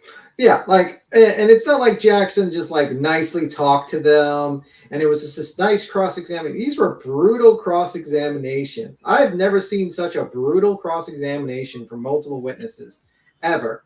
And their story did not fall apart. It's consistent. The main key things in it is consistent. And Jackson tries to go for this here and this here and this little thing here. But like you have multiple people that paint a narrative that he never went into that house and he died alone because your client hit him with a car and left him there to die, freeze to death and buried alive in snow. Smokey, not only did she say that Trooper Proctor gave her the heads up so she could get the kids out of the house, the most important part of that testimony to me was who came and got her kids. Yeah. Because it was Peggy O'Keefe. Yeah. I mean, like, that's the thing. Like, the O'Keefes know who fucking did it. They have a pretty good clue on that one. But you know what? They get harassed. They get booed. They get calls. They get fucked with. I heard John O'Keefe's brother, they were taking pictures of him while he was suntanning. Because they thought he was part of the conspiracy. They thought he was doing the cover-up for his own brother's murder. Like, this is the wackadoos you're dealing with. These are the crazy motherfuckers you're dealing with. You know what I mean? Weirdos. Absolute weirdos. I swear to God, you'd probably find a scene like a more normal group in Hills Have Eyes than these people. The movie. Why did she pack her bags that same day and leave? Probably because she knew what time it was and she knew she had to get her shit and leave and never come back. That's what she knew. Like, that lady knew that they were going to come on to her and figure things out slowly but surely. You know what I mean? She's not done. She knew she's not dumb. She knew she fucked up. That's why she was like doing all these, getting emotional and stuff. Now, question, Brianna, was there like the voice recording, the voicemail recording, was that initiated by Karen Reed? It would have to be because Jen was on the phone with 911 and Carrie was doing CPR. So they're going to have to answer that, but right now it's hanging in the air. The only other person who could have called John's phone is Karen. So she called his phone and then basically left the voicemail going while everyone's doing that stuff?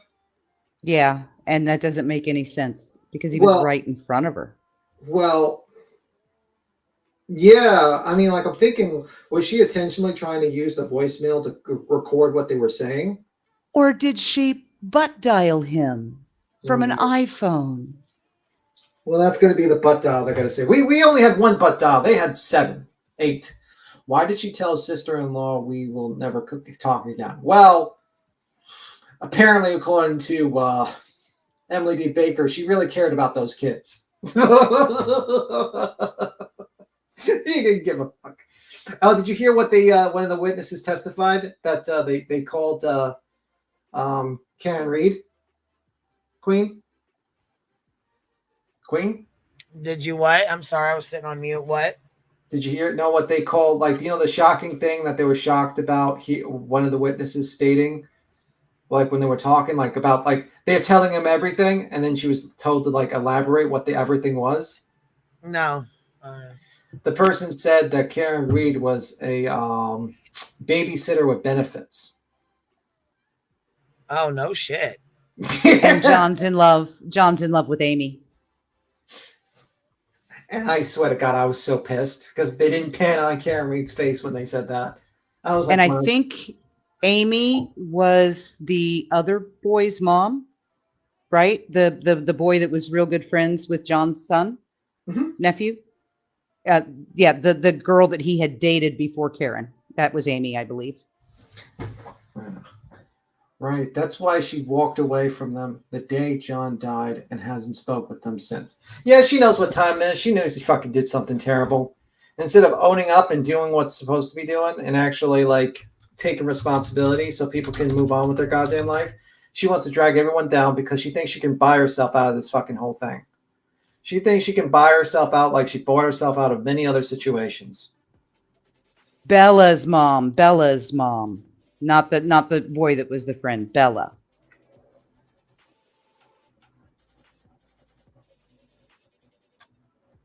Oh yeah, here's an interesting one. You know, she admitted that she was drinking all night. I mean, it's just so fucking crazy. I can't believe that this is actually, there's a group of people that believe the crazy conspiracy theory. And, you know, there's people that believe, oh, well, you can't really form reason. There's some reasonable doubt you might get off because there's some sort of reasonable doubt because of early investigation. That is a reasonable thought process. That is a thought process where I can be like, yeah, you know, anything can happen. They could build reasonable doubt. But the people that actually believe that there is this conspiracy, I don't see it. I don't see it. I can't see it. It's just too crazy for me.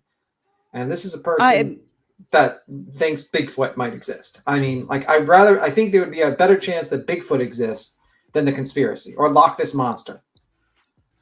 Francis, I don't think it's that she had a separate bed at John's. It's just that she did not sleep in the bed that night.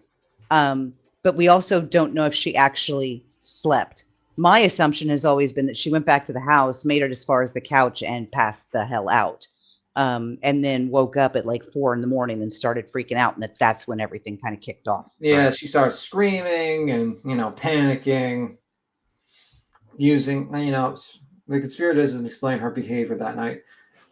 Yeah, I think there's a lot of things. I mean, like, if I was to believe the conspiracy, I would have to believe that Cullen, because based on what they're saying, Cullen was waiting in the basement because he was really mad that John didn't like him when, you know, allegedly throwing beer bottles on his yard or something like that, which is not a true statement. That never happened. But he's waiting in the basement angrily for some reason. Then Higgins, Brian Albert,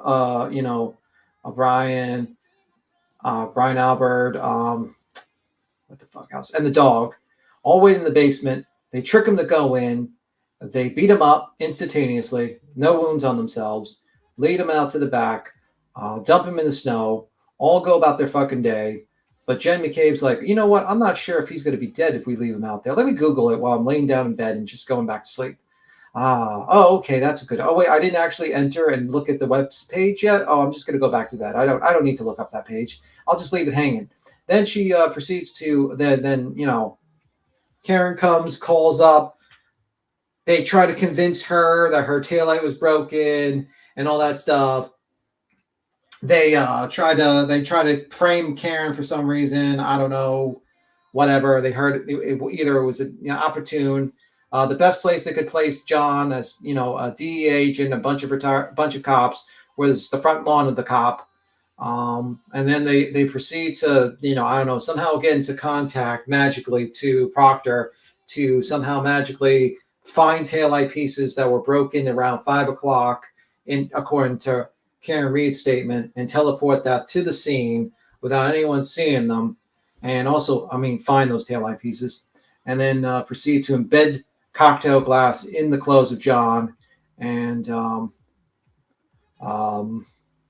put blood in the back, somehow place blood in the back of the car, hair fiber in the back of the bumper of the car. She said, and all that. Yeah, that makes perfect sense. And somehow get Trooper Proctor involved, despite the fact that the state police refused to become involved in the investigation until 2 hours later. Yeah, that makes absolutely no sense. I couldn't even joke with that because it makes no sense. It would be better. I would have an easier time just to saying the UFOs did it. So far, I think this was a disastrous 2 days. I think it was disastrous. What do you think? I think that Alan Jackson is not worth his paycheck. And I think that he's really, really good at attacking women, because other than prosecuting and convicting Phil Spector, his whole strategy has seemed to be build non-existent conspiracies and turn victims into perpetrators. And he always does it with women. I think Alan Jackson might have an issue with women. Allegedly. In my opinion. In your opinion. The opinions of the panel do not reflect the opinions of Queen Bee or the channel. No, I own this one and I stand on it because I've watched Harvey Weinstein's trial and I know what he did to those women. I mean, it's not the first time he yelled at women. Let's say that much.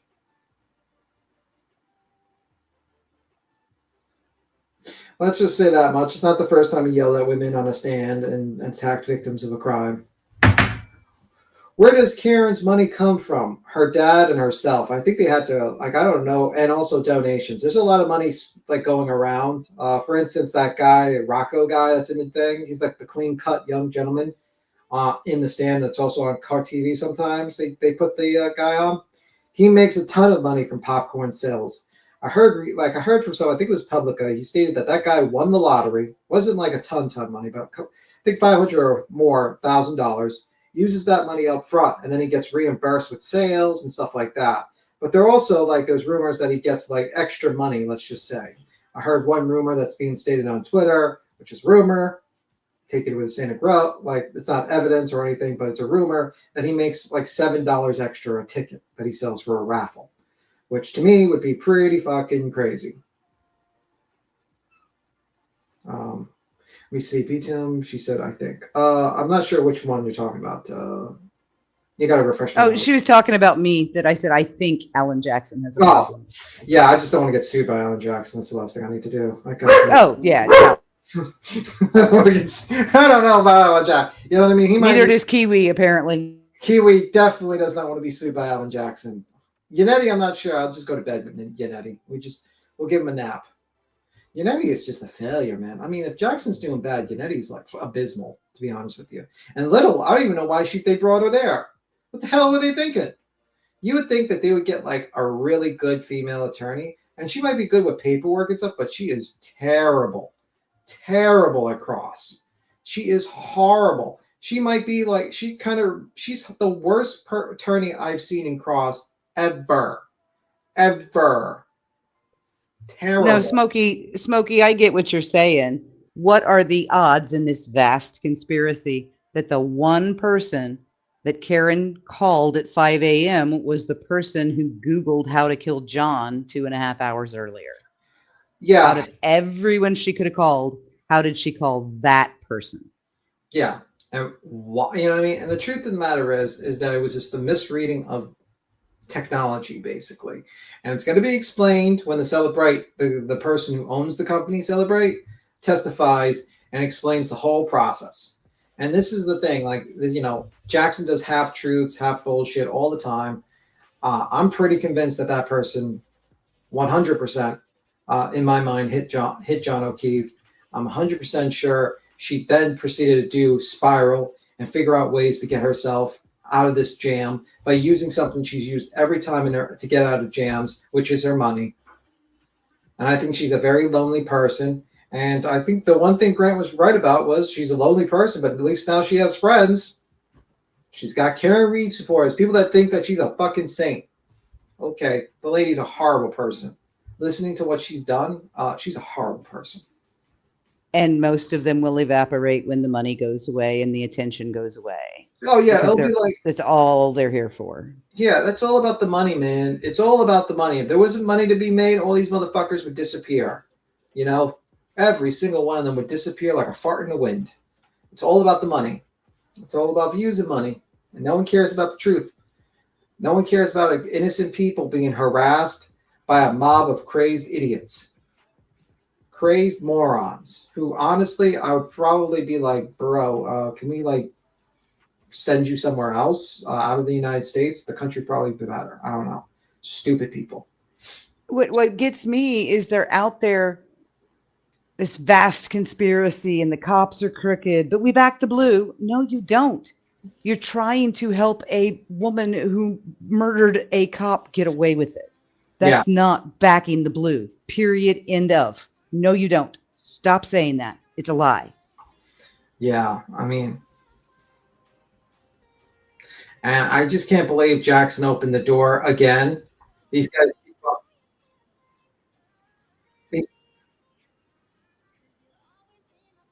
I mean, like, he opened the door multiple times to the harassment. Honestly, I'm wondering if he should be like, if he's like malpractice at this point to his clients. Malfeasance at the very least. I mean, this is just absurd. And I can't believe she's paid him allegedly $800,000 for this so far. That's the number that's been floating around on Tom's. But my kids are here for dinner, so I am going to have to hop down. All right. Queen, thank you. B. Tim, I love you. I don't like that. No. I know. But I will see you both tomorrow, and I will be in chat. All right. All Bye, right, guys. baby. We'll see you later. Love you, Queen. I love you too, baby. So here's this. Somebody sent this. Let me see. Let me see. Yeah, that's sustained. I thought you were doing something. Bitch.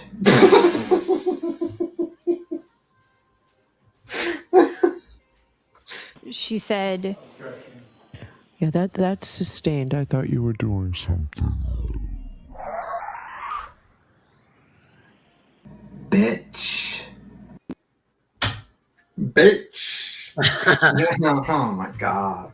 I could not, like, she looks worse and worse the more she goes into court. Yeah, but she's probably stressed. I mean, fuck, if I was sitting up there, I'd be looking worse and worse too. Yeah, but I would probably, if my defense was this 45 people conspiracy, I'd look at Jackson like, are you out of your fucking mind? You are absolutely fired. Get me a real attorney. Wait a minute. Today is Stitching's birthday. Happy birthday, Stitching. Oh, happy birthday, Stitching. Stitching with the sisterlies.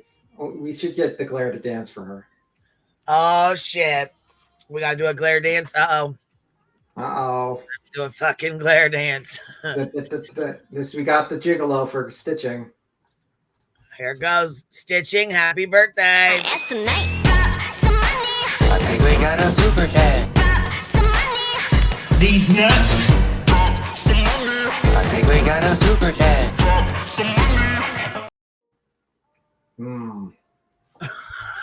Very good for you, Stitching. See, we helped you out. Happy The birthday. finger peen. The finger peen. Oh, man. What a crazy situation. What a crazy situation. Absolutely nuts. But yeah, we'll see what happens tomorrow. I think Higgins testifies tomorrow. It'll be interesting. We'll see if there's interesting moments there. I mean, it's another person they're going to accuse of being a murderer. Higgins, DEA agent. He's an evil murderer now, too. An added bonus is it makes Tim uncomfortable seeing Glare dance. Abso-fucking-lutely. That is horrifying. Fucking horrifying. Remember when, like, Nunya was, like, mad at, like, I think she was like, oh, that's so disrespectful or something like that. I think it was Nunya or someone said that was, like, offensive to him or something like that, that dance or something. I don't know. What the fuck wasn't offensive to her? Yeah, I think someone said that. Good God. Oh, my God. I mean, So- she got offended over the fucking word over being called a skank. Yeah. Yeah. So, I mean, shit, I don't know. I wish you had a lock Karen up channel. I'm not lock, you know, I'm not going to kick. Honestly, this one might get off. This one might get a hung jury. Personally, I think, like, the only thing she has a chance for is a hung jury, to be honest with you. I think her defense Well, is and even if dwindling. she gets convicted, she'll appeal it. Yeah, 100% she will appeal it, and that will be the next grift. You know what I mean? That raise money for Karen. This streams for Karen. This script's going on for years. If she gets out, years. If she stays in, years. Either way, this is going to be the next thing that these people are going to be on for 2, 3, 4, 5 years. That's how it is. That's what time it is. Hell, I mean, people talk about like other people, you know what I mean? But it's just like what's it? What's it? Michael Long or something like that. I don't know. But she can sit there with her big ass and say, "Yeah, that's nasty." Yeah. No, Karen Reed's trials tomorrow. No. Oh, you're right. You're right. No Karen Reed tomorrow. Be Friday. I swear to God, they're not going to be done in 2 months. They're going to be done in fucking 6 years. I swear. I was gonna say it ain't gonna be no 2 months. That's for sure. We're already at fucking day 16. Day 16. And we haven't even got, I think we only got through 20 fucking, like 35 witnesses or some 30 witnesses. And there's another 120 more witnesses. 120 more witnesses. I feel like this is like the never-ending story of fucking trials. The never-ending story. Aiden's. Oh yeah, Aiden's trials tomorrow. Yeah, 2:00. Queen, did you know that? Aiden's trial starts tomorrow. Yeah, it's not trial, but like pre-trial stuff. 2:00 tomorrow. I didn't know that. We should definitely try to get in and 2 we should p.m. definitely try to get in and watch it. What do you guys think?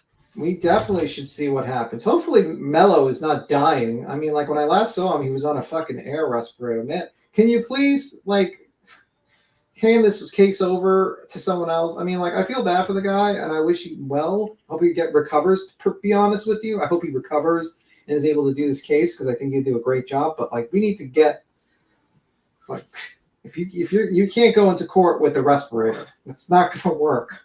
It's not gonna work. At all. Please God, hand it off to someone else. If you're on a respirator. I'm behind. I've just seen the finger peen. Yes. The finger peen. Yes. Unfortunately. Anywho, I don't think there's much else to talk about with that. Unless there's Yeah, I was anything gonna else. say there really isn't much else to talk about. I mean, honestly, it's Pretty much it's up to date. It's a disastrous day. I think that's pretty much it. I was hoping Boundless would come on or something and talk shit with us, or Oh, I'm sure. Public, whatever his name is. I don't know if it's gonna be televised. I doubt it. Turtle Boy ain't that important. I don't know, man. I would love for Try to it. grab the link and get in. That's all. Please, God, be televised. Please, please. Someone Right, we can get televise. I'm thinking we can get a Zoom link like we did last time. Yeah, man. But I'm hoping his trial is televised. But like, then we can watch his trial and laugh at him while he's on this stuff. But fucking going through 19 charges. Oh my God. Oh, that would be amazing. That would be amazing. But Yeah, he just started a channel. He just, I think he's got a couple thousand subscribers. He's real new. Oh, Cracks okay. me up. Yeah, I don't even think he does true crime, really. I think he just kind of just does this. I think he just fell into this Karen Reed shit. I don't really know, though. Like I said, I haven't really talked to him too much. So maybe one day he'll come up and hang, talk some stuff with us and chit chat about the case. And you know what I mean?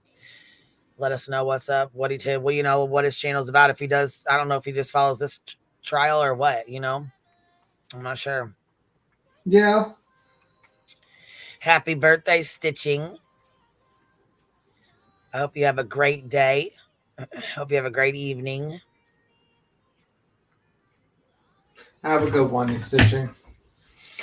She's Yeah. going with her son for a birthday dinner or something like that. I'm not sure, but I hope she has a good time. Yeah. She said, thank you, guys. Thank you. Yeah, by the way, this is the photo that's circulating by Turtle Boy. He's trying to say this is Cullen fighting. Oh, yeah, let's see. Yeah, I was going to say, you want to put that on. I couldn't find it, but I know that he actually just intimidated a witness on he's so fucking stupid. On Twitter right now, Yellow Cottage Tails just called his ass out because he's sitting there trying to intimidate a witness about talking about, Jen, I know I'm in your head. That's why they don't want me in this trial, or that's why they don't want me in the courtroom. Brilliant. But this is the photo. I got to share screen in the back. Okay. What is it? I'm sorry. So this is apparently his smoking gun. This is Cullen Albert. fighting in the streets with it. This is what he says. Colin Albert testified that he'd never been in a fight. We just received a video of what the senator claims to be Cullen in a fight. He loses to a ginger in sandals. Article coming later after confirmation. I can't. That doesn't look like Colin, and I can't tell from this photo. These are terrible photos. Yeah. Also, it just doesn't make fucking sense. I mean, like, I wonder if he got scammed $100 for this, to be honest with you. But if this gets actually submitted to evidence, I'm going to be like, bro, we need to examine the defense's relationship with Turtle Boy, because it's a little weird. Like, because he did the same thing with that lady in the hot tub before, you know? But he's a scumbag. Absolute scumbag. You know? What a scumbag. Okay, so Yeah, this is... Listen to this. This is a mic drop. There's facts and truth on this side. There's no story. The story that you've created is not the truth. Did I create? I hit him, or did you? That's fact. Boom. Boom. Mic drop. Now that's a motherfucking mic drop, Smiley. That's a mic drop. That is a mic drop. Jackson got dog walked this entire time. It's sad. It's sad. Imagine being someone that you represent, Kevin Spacey, Weinstein, all these famous people, scumbags too, but famous people, and you represent Karen Reed and you get dog walked by a fucking soccer mom. Holy fuck. I'd be drinking tonight if I was fucking Jackson right now. I'd be like, man, I'd a bottle of whiskey right now. Gone. Can anyone blame the witness for being upset they've been harassed? Well, that's the thing. That's why I get so annoyed with these law tubers. They sit there and they like say, this person's being hostile. Well, number one, this person was harassed for 2 goddamn years. The witnesses know that the defense has helped the harassment, okay, based on probable cause documents from their separate case in which they're going after Turtle Boy. So they know about the evidence against him, right? A little bit there. And the fact is that this guy is trying to accuse everyone of murdering their friend on the stand as well. I'd take pretty big offense if someone said I murdered a friend of like 8 to 9 years. Most of these people, I'd be very pissed off. And also spinning things like crazy. Can anyone? Let me see. I've heard the term "grab ass" more this week than I have in my life. Yes. Yes, and according to Yannetti, he asked, are they actually grabbing each other's asses?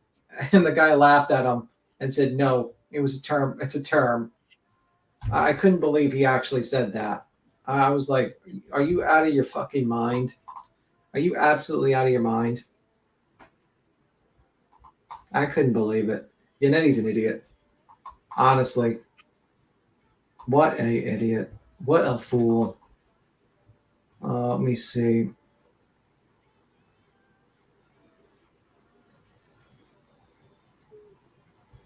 Let me see.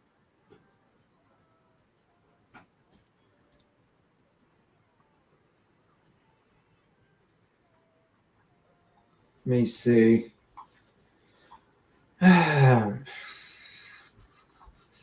Let me see. Well, while you're seeing that, I'm going to show you this here. Show me that. I'm showing you. Here it goes. I am in Jim McCabe's head right now. No wonder they don't want me in the courtroom. It's so much harder for her to lie when she doesn't have to look at this face. I'm outside, Jenny. So there's that. And he says, oh, screenshot it, have fun. And then he goes, I'm in Jim McCabe's head. You do know you are bragging about witness intimidation. Let's laugh. Your lawyer should take your Twitter away. He said, or even better yet. Oh, I don't know what I just did here, but even better, I guess, Judge Canoni. Yeah, I mean, like, he's such a fucking idiot. He self-snitches constantly. Like, if I was his lawyer, I would have an aneurysm. I would be like, are you out of your fucking mind? My head would explode. I'd be screaming at him on the phone. Are you out of your fucking mind? What the fuck are you doing? I just saw Twitter. I see 20 fucking videos of you saying this about witness intimidation. Well, the day before your pretrial fucking motions tomorrow. Are you out of your fucking mind? I probably would shake him. I'd probably like, get to my office, and I'd just grab him and I would shake well, him. you know what? But sometimes the lawyer, if you keep it up, the lawyer will drop your ass. They don't have to fucking stay with you. Yeah, I would shake him. I would fucking literally shake him if I was an attorney and I was like, he was in my office. I'd be like, are you out of your fucking mind? What are you doing? You want to make my job 10 times harder? Like, what's this we're watching? Have you lost your motherfucking mind? Yeah, this is something. This is out in front of the house. They're trying to say how nobody's seen him out in front of the house. Well, obviously, this is another day. This is not a snowy day, obviously. So that video is shit. And we all seen the video, by the way. Like, we saw the actual video from the police when they came there. And you could see how dark it was. And no one could see shit. But I swear to God, I would be, people are like, why do they sell their house? Well, I would sell this from the fucking house if I went through this shit. That house would be gone. I might sell it for like underpriced. Be like, listen, I got to get this fucking house out of here. I don't want to deal with these whack jobs. Move into a gated community at this point. People with guns. Anyone with a pink shirt. Don't let them in. And honestly, I don't know how Karen's trial will wind up still, but I guarantee you convictions in his. I bet my next 3 house payments.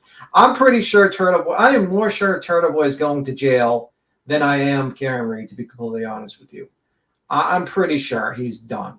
He's too stupid. Oh yeah, for sure. He is way too stupid.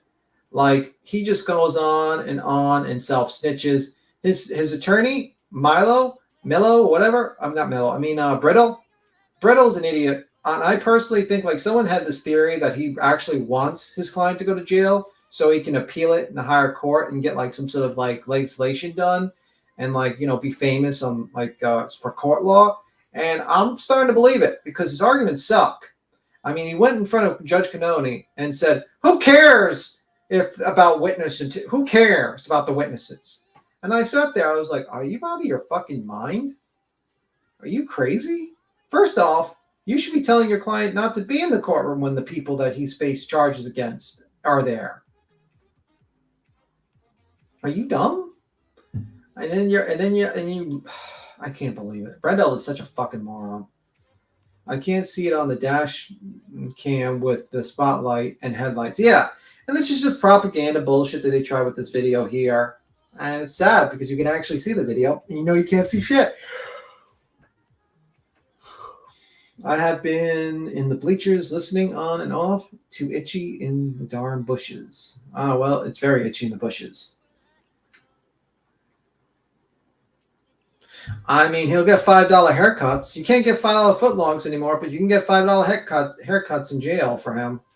And some, you know, bootleg wine, pooch wine. What do they call it? Like pouch wine? What do they call that wine you make in the fucking toilet? Coot? I don't even know what the hell they call it. I don't know what they. But he'll have that wine while he gets beat up in jail. Hooch. I'll get hooch. The hooch wine. Personally, though, I think he's not going to do too well in jail, to be honest with you. I think he's going to get beat up a lot, to be honest with you. He's too stupid. Who you talking about, Turtle Boy? Yeah, I think he's going to get beat up in jail a lot. I don't know. He might, you know, find a way around that. Yeah, well, there's other ways. He is compact, let's just say that much. There's other ways. Be Thug Thizzle now. He is compact, so maybe there will be other ways. Let's just say that much. Not the hooch. You know, I think he's going to need a lot more than honey buns to save him from prison. He might have this. Let's just say that much. You're going to have to trade a couple extra honey buns, huh? In other words, yes. Bussin'. Oh, my God. So... we got about 2 more months of it. Beats him, screw the glare. Yeah, the glare's a garbage human being. Funniest thing. Glare's a little bitch. Let's just keep it real. That's what he is. That's what he'll always be. I mean, that guy, I couldn't believe he actually said that with the turtle semen. I was like, bro, this guy is fucking nuts. That guy is actually fucking nuts. I swear, man. When I saw that, I was like, man, this is just the stupidest fucking thing. Like, when I heard this, when he said this. Was it turtle semen? I don't, oh, because she's claimed that they sent her pictures of her daughter with semen on her picture. I don't understand. Like, I don't want to know really, but do you have it analyzed? Was it a picture of semen? Stitching. What are you doing? I have questions about the semen. Caitlin McCabe. What the fuck is her name? Allie McCabe. Blair, little bitch. I have questions about the Allie McCabe semen pictures. I don't want to see them, but yuck. Like, ow. I mean, Sick right? bastard. It's gross. It's gross, and of course, like if you're doing this shit, I mean, This isn't backtracking, realizing how stupid it was. that shit's not okay. If you're behaving like this, you're not helping Karen Reed in any way, shape, or form. Because all you did was just give her the only out that she had. The only out that she has. Sure, okay. Oh my god. What up? Even with his backtracking, he fucking sounded stupid. Oh brother, that super chat was supposed to say beat Tim, screw the glare. Okay, well I read it anyway, so yeah, I was just saying, you ain't supposed to be sending. Stop that! You ain't supposed to be sending super chats. People are supposed to be sending them to you. She just sent another one that said "screw the glare." Stitching. Yeah, I would say that is a bridge too long to basically laugh at a 17-year-old or a 15-year-old getting threatened and having semen on their picture being sent to the mother of that child. Yeah, that would be pretty bad to laugh at that. But that just shows you that his character, his moral character, he will do anything. If he's like the typical person in a mob, you know, you can get him to do anything as long as there's motivation. Money is his motivation. He doesn't want to live in it, you know what I mean? Like, that's how it is. He'll do anything for money. Anything at all. And that's how he is. And that's his motivation. He joins the mob. Simple as that. Well, he doesn't give a fuck about justice, man. He doesn't give two fucks. Oh, WNC Granny with the $5 super chat. She said, I've been lurking today, but this chat is so much fun. I've learned about blue gumballs and finger beads. Oh my god. The blue. Yeah, I heard you told the blue gumball story. No, listen here. We've calmed down a lot. We have calmed down a lot. Yeah. We got some of the shit people out of here, and we calmed down quite a bit, honestly. Yeah. But I will say this much. Those blue gumballs are fucking nasty. I will never look at a blue gumball the same again, ever. You might have an emotional distress case against Mr. The Lab. I think I fucking do. Well, I think we all do. I think we can all. I think so. He owed us a service not to gross us up. Now we can't have blue gumballs anymore because of him.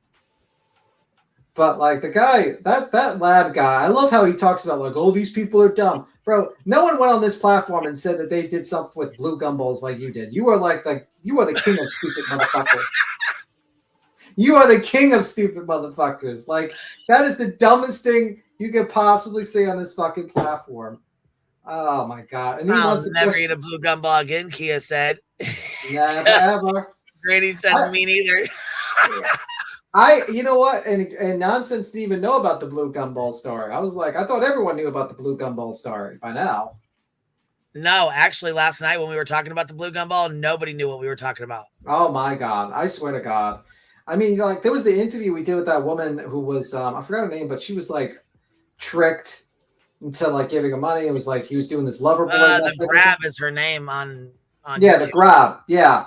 And she was tricked with the lover boy method. And then she fucking got a lawyer. He stuck a marble up there. I think it was the gumball. I don't think it was the mumble. No, he said it last night. He stuck a marble up there too. Here, I'll go grab it. Listen. Oh man, he gripped a marble up there too. Jesus Christ. Listen, me and fucking Voices was up here too with me last night. She heard it. I know she did because she said, you just heard her say he goes on and on and on about it. And he does. He does go on and on about it. Goes on and on and on and on. I don't know. I just like that song. Anyway. I don't know, man. I think it's a disastrous day. I mean, disastrous. Yeah, it's called the No Big Deal podcast. That's he used to be. Okay, so he used to be Shock Jock is what he used to be, supposedly. An idiot. We were listening to him and Trev on the call last night. Trevor Lee. We never did finish the call, but anyhow, we were listening to the call to the interview that him and Trevor Lee were doing or whatever, where they were just talking. Mm-hmm. Blue Gumball story got brought up because Nonsense hadn't heard about it. Nobody really heard about it. Nobody really knew anything about it. So they were asking questions like, what the fuck is a blue gumball? What do you mean? I don't understand. What is that? So then we had to go into explaining, and holy shit. So we started explaining, and here, this is where we got to. All right. And a peanut imminent. It'll be like a BB. I like to stretch on it. I like to stretch my foreskin out. Sometimes I like to put things in there and say, like, hey, what's in my pouch? And I'll. Mind you, this is Josh from the lab.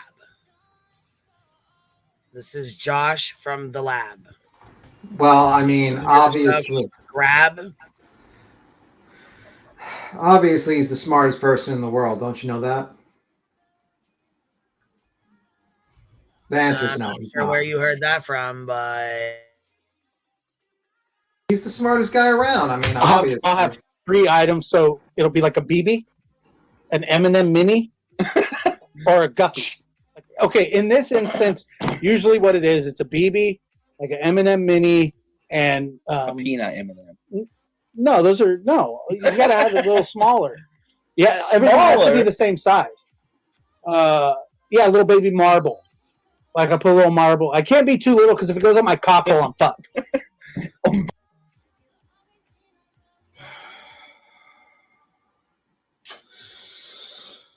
Listening to that does not make it any better. Let's just say that, ladies and gentlemen, does not make it any better.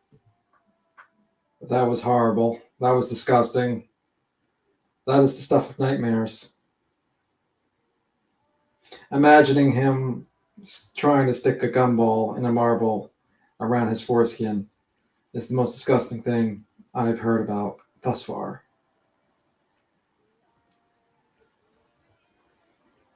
Can you say infection? Yeah. I can say that much. My God, what a disgusting thing. You see. The blue gumball is a trooper. I was surprised to see them in the chat. Figured they'd be disintegrated by now. Bravo, gumball. Yeah. Prayer hands for the blue gumball. Let's go. Prayer hands for the blue gumball. That poor blue gumball.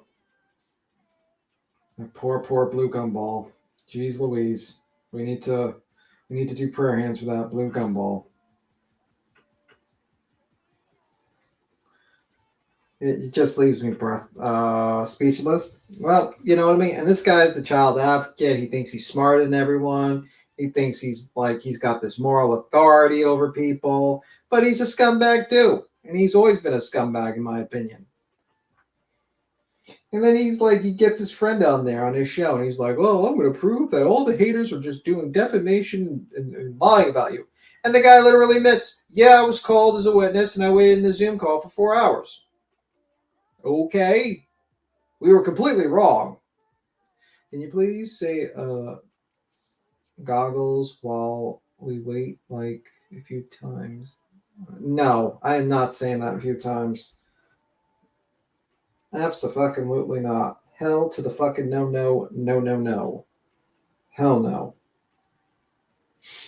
No to the no to the no. Anyway, there's some weirdo on here. Yeah. Whole new meaning to blowing bubbles. Oh, fuck. Fuck, Laurie. He sounds like a gargle. It's so funny. Yeah. I mean, there's a clip of him on the podcast talking about being a. What the fuck is even that word? Pineapple. The good Brittany's laughing. It's not a laughing matter. It's terrible. Oh my god. I don't know. The guy's a weirdo. He's a fucking weirdo. All of them. All of them are weirdos, in my opinion. Every single goddamn one of them are weirdos. I don't know. I don't know. Queenie, there? Yeah, we don't know. Let me see. Yeah, I'm here. Roro's here. Hold on one second, baby. You're up here, Roro. Hi, I got one. I got Josh. I got a new suggestion. Forget the gumball, baby. I'll never say another word. Pop rocks. You need to do pop rocks, and then you won't have to worry about that foreskin because it'll be circumcision. It'll be blown off. Pop rocks, baby. Do pop rocks next time. That fizzle and burn. That's what you need to do.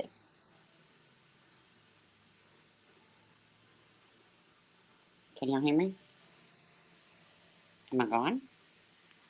No, pretty much I was just sitting here contemplating. I was sitting in silence contemplating my life choices that brought me here. Were you getting a visual? Don't get a visual. No, I was having one of those moments where like a shocking event happens. It's like a near-death experience and you start going through your life and you say to yourself, what brought me here? What brought me to the point in my life where I'm on a live stream at 7:32 in the evening and listening to pot rocks being shoved in a foreskin of his so-called child advocate. And I said to myself, what have I done? What are those little cinnamon candies? What are they, hot? Those little, like, they're real small. They're hot, though. They're little cinnamon. Yeah, I vote for that, too. You know, I vote for all the painful things. Yeah. Gumball's too good for you, So baby. I was questioning my choices in life. That was what I was doing. I was saying to myself, what have I got to do? I mean, like I literally Red have hot. to, I mean, like the main person, like there's a person we comment on called The Glare who sticks his finger between his pants and does a dance for super chats and has literally aligned himself with a mob of Karens who are having a tailgate party in the back of a murder trial. We talk about Ryan Upchurch, who is literally being sued because he thought that everyone was part of a trafficking Situation, yeah. a failed rap rock country star. Basically, we talk about, and I said to myself, these clowns. I couldn't write a fiction story. I couldn't write this. I couldn't make this shit up. That's why It's I have too to crazy. come on here. My husband doesn't get it. He like I'll tell him stuff and he'll just look at me like, no. I'm like, yeah, I swear to God, I swear that this is what people do. Isn't it real? I haven't told him about Blue Gumball. He'd probably take away my electronics. Yeah, I think he would be justified. Oh, he just walked outside. Don't talk about it. Shh. I've got you on speaker. I think it's a disastrous situation for a lot of people. Yeah. I told my husband last night about the blue gumball. He goes, go away. I can't wait. I would tell my husband right now, but I don't want him to dox his voice, you know? Because he's always asking, what in the hell are you watching? How can you watch that? My husband calls this my imaginary world. Mm-hmm. Yeah. One time he used my tablet and it was logged on under my account, you know, and of course my playlist is coming up, and this was before he had his own account, and he's like, oh, what's this? Because I used to like to watch like auction videos and stuff that he watches too. Right. Well, anyways, he starts clicking on some of the stuff that comes up on my feed. He's like, what in the hell? Oh no. It's like, are people that twisted? Are they that twisted? But I'll tell you what it does do. It kind of makes you feel a little bit more sane. You It know, didn't. like I It feel didn't a take little him bit long to more make his own normal. account. Yeah, exactly. Well, A little bit guys. more normal. Well, guys. Queen, you there? Yeah, I'm here. Yeah, I'm gonna skedaddle. I gotta do a couple of things. I'll I see you know it. guys. I figured you'd be skedaddling I soon. knew B10 was going to be skedaddling. Yeah. You guys have a good one. I'll Fight see you. beat him. Once the Bye. blue See you later, gumball Nate. comes out, he's got to go. I gotta go with the glue gumball. I gotta question. I gotta look in the mirror and question my life choices right now, guys. I gotta go. Let's I'll see support Red Hots But and Pop Rocks. if it wasn't for YouTube, you wouldn't have met great people like us. You're making me question my choices even more. Okay. Oh, wait, B Tim. Oh, dang! I was going to ask him if he saw if he heard that my whole croc life is complete today. They're selling SpongeBob Crocs. Oh God. I love SpongeBob. I wanted to tell him. Oh, fuck. Look what Sticky wrote. I told my boyfriend about the gunball. His exact words were just 1 week. Oh, sorry. Oh, Lord. Yeah, I'm gonna hop down too. I just want to give, I know, he probably wouldn't read my comment in the chat, and I just want to give him, a little medical advice, if you want to take care of that pouch, Pop Rocks or Red Hots. There you go. Take care of it right there. I mean, we've been on here about, 3.5 hours. I'll probably get off here too. I don't really have, you know what I'm saying? Yeah. Okay. Well, thanks for having me up. We can, have a good day. I mean, there's really not much else to talk about but the Sebastian stuff, and there really isn't a whole lot going on with that either. You know what I mean? Nope. Other than Pascal, I'm kind of pissed off at his bullshit. I'm kind of pissed at his bullshit that he pulled. I'm pissed at all of them. Well, I wish I could take my tweet back from months ago, getting his monetization back. Just saying. Right. Yeah. But I can't. You don't know till you know, and then you know. Well,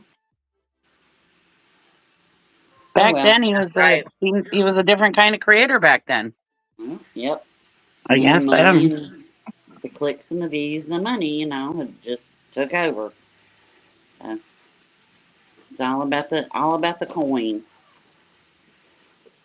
But You know, that's what I really hate about YouTube is there's people on here that will change over and over again.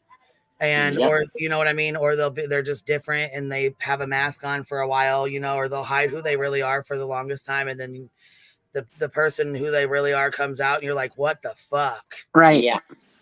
Yeah. And that's what I don't like about the internet. I also don't like the fact that somebody will get pissed off at something you have an argument with somebody else over, and they will leave, such as the Discord issue. So well, I had one person get upset, and instead of coming and talking to me, they just fucking up and left. Yeah. Okay. Not only that, not only did they just up and leave, they didn't say shit. And I made the comment because I was already upset that I'm like, damn, well, you just don't give a fuck about anybody else that cared about you. We care, Yeah. You know what I'm saying? We're cool, we're friends. I mean, I would expect you to say something, not just up and leave. Or somebody that's been friends with me for, 2 years, and then they just say, oh, I'm done. I'm done being your friend. I'm done being in here. I'm done being cool with you. I'm just done. Right. Who the fuck? Where do y'all fucking people come from? Because I don't understand that shit. If I'm cool with you and I'm your fucking friend, then I'm your motherfucking friend. I don't just up and, oh, I'm done. I'm done being your friend. Oh, I'm done. I'm just leaving. Yeah. Got a whole ass fucking rant. So maybe I should just shut the fuck up and still not say shit else about it. But I'm just about to lose my shit on it about it. So, because I'm over it. It's selfish as fuck. It's some selfish ass fucking shit. I don't blame you. Be my fucking friend and be in my fucking face, and then want to be my friend, and then want to fucking turn around and act fucking some sort of way. No, that don't work for me. And it don't hurts. be my friend at all. If you don't know how to be a fucking friend, don't be my friend at all. Then don't half-ass be my friend. Don't sit and smile in my face and be my friend because you want to fucking use me and to be a friend for right now. And then when you're just you don't want to be cool with me, you just okay, or you're mad at somebody else, so you want to leave. Get the fuck out of here with that. People suck. Yeah, they do suck. Some do. Yeah. And True Texan, let me Fuck True Texan. How about wait a that? minute. Fuck No, True Texan. he came in chat today. I seen it. Come in here running his fucking mouth. He can sit and spin on it too. Look, baby, you defended all that stuff with Kylie Rodney. That's on the internet. I ain't touched your real life, bitch, and I won't. I won't touch your real life because I don't do that. But it's the internet, and I can have an opinion, and I can have a voice, and I can say what I fucking want to say there. But Yeah. you can go to your friends and you can say what an evil bitch I am and everything, and that's fine. But everything was cool, and then yeah, you do. You left the high. You left the channel over Ryan Upchurch and over all that. You went at Big Tim. You went at everybody defending Ryan. So yeah. Well, he actually left didn't first say of all anything. when Sweet Tea got mad. So when Sweet Tea got mad, True Texan decided to leave. So did Boston and that girl. When I ended up talking to that girl, I told her, I said, if I don't bring Boston and True Texan back or whatever, are you gonna still be cool? Or like, is that still gonna be okay? She said, yeah, of course it was. So I mean, they all ended up coming back anyways. But you know what I'm saying? I mean, that was the first time that they just up and walked the fuck off. But that's some I don't And know that was today. A year ago or whatever the fuck. I You know? just laughed. Then I I was fucking okay, laughing. cool. I'm gonna forgive and forget. I'm gonna let it go. Bam, turn around and do the same shit again. Life's too short for the fake ass bullshit. Stay the fuck clean away from me. Shit, I don't give a fuck. I don't have to be friends with anybody. Like, you know what I'm saying? Like, we can just come on here and chit chat and bounce. I mean, it is what it is. Yeah. Tell me Try to be nice. You know, like I try my best to be nice, but I'm gonna tell you right now, it's really wearing thin. It's really wearing real fucking thin. And I'm tired of keeping my mouth shut. And I'm tired of being fucking nice to motherfuckers that can't be nice to me. Well, I meet you with that same energy. All I said today on the previous live, not on this one, he couldn't come in there, and address it. I guess. And he gets so offended when we talk about whatever Ryan. Discord's he in had to tell him, that I said something. I just said that him and Laura hugging him out because they supported Ryan. Ryan don't even know how you gonna defend somebody that don't even know your fucking name. Motherfucker, Exactly. Ryan don't even know who the fuck a True Texan is. But you want to defend him so hard and lose friends over him. What the fuck out of here? Yeah. Nor does he care who you are. Nope. But Texan, if you want to say something to me, baby, I cracked up today, and people in chat were like, "Don't talk to her that way." Y'all, I got it. It's fine. I don't need nobody taking up for me. Whatever. It's fine. It's all really cool. He wasn't gonna derail nothing, and I kept it moving. I said what I had to say, but dude, I know you've got more important things in your life. You ought to go make every day of it. That's all I got to say. You know what I'm talking about too. I was hating that back during the Kylie Rodney time, and everybody was jumping on Ryan Upchurch's bandwagon because he was throwing out $500 super chats, and it's like, this guy's a douche. Yeah, Queen didn't get one. You know why? Because she was true to herself. Exactly. Don't want it. Exactly. And that was 2 years ago when all the Kylie Rodney stuff and Ryan Upchurch and all that shit happened. It wasn't anytime recent. It was when Sweet Tea was around starting her shit. Yep. So yeah, I just thought that was kind of funny today. I said, "Ooh, boy, Creek Squad got some thin skin there. Woo! Go cry somewhere else." But I thought I don't find him attractive either. So many people find him attractive. I don't. Hey, Ryan? Ew. Yeah. Gross. I don't know. No.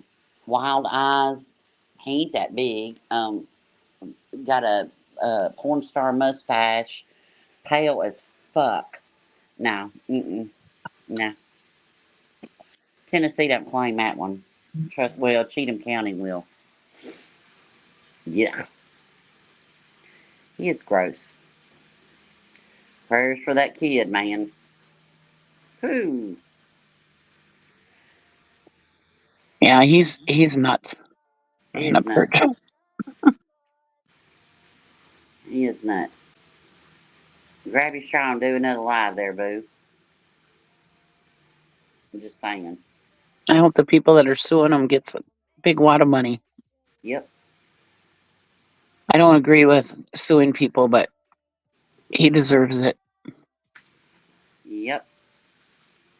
And it's like the people that stand with him, if that was your family and that was done Right. to, like if that was done to True Texan's niece, okay? I don't know if he's got a niece, I don't know if he has siblings, I don't know. I don't care. But if that, would he still be standing in that 10 toes deep? That's what blows me away. It's like, I don't need to, look, not everybody's going to like everybody. If that was true, there would be no wars, there would be nothing. Not every YouTube channel have 1 million subscribers because everybody be subscribed to every new channel that ever popped up.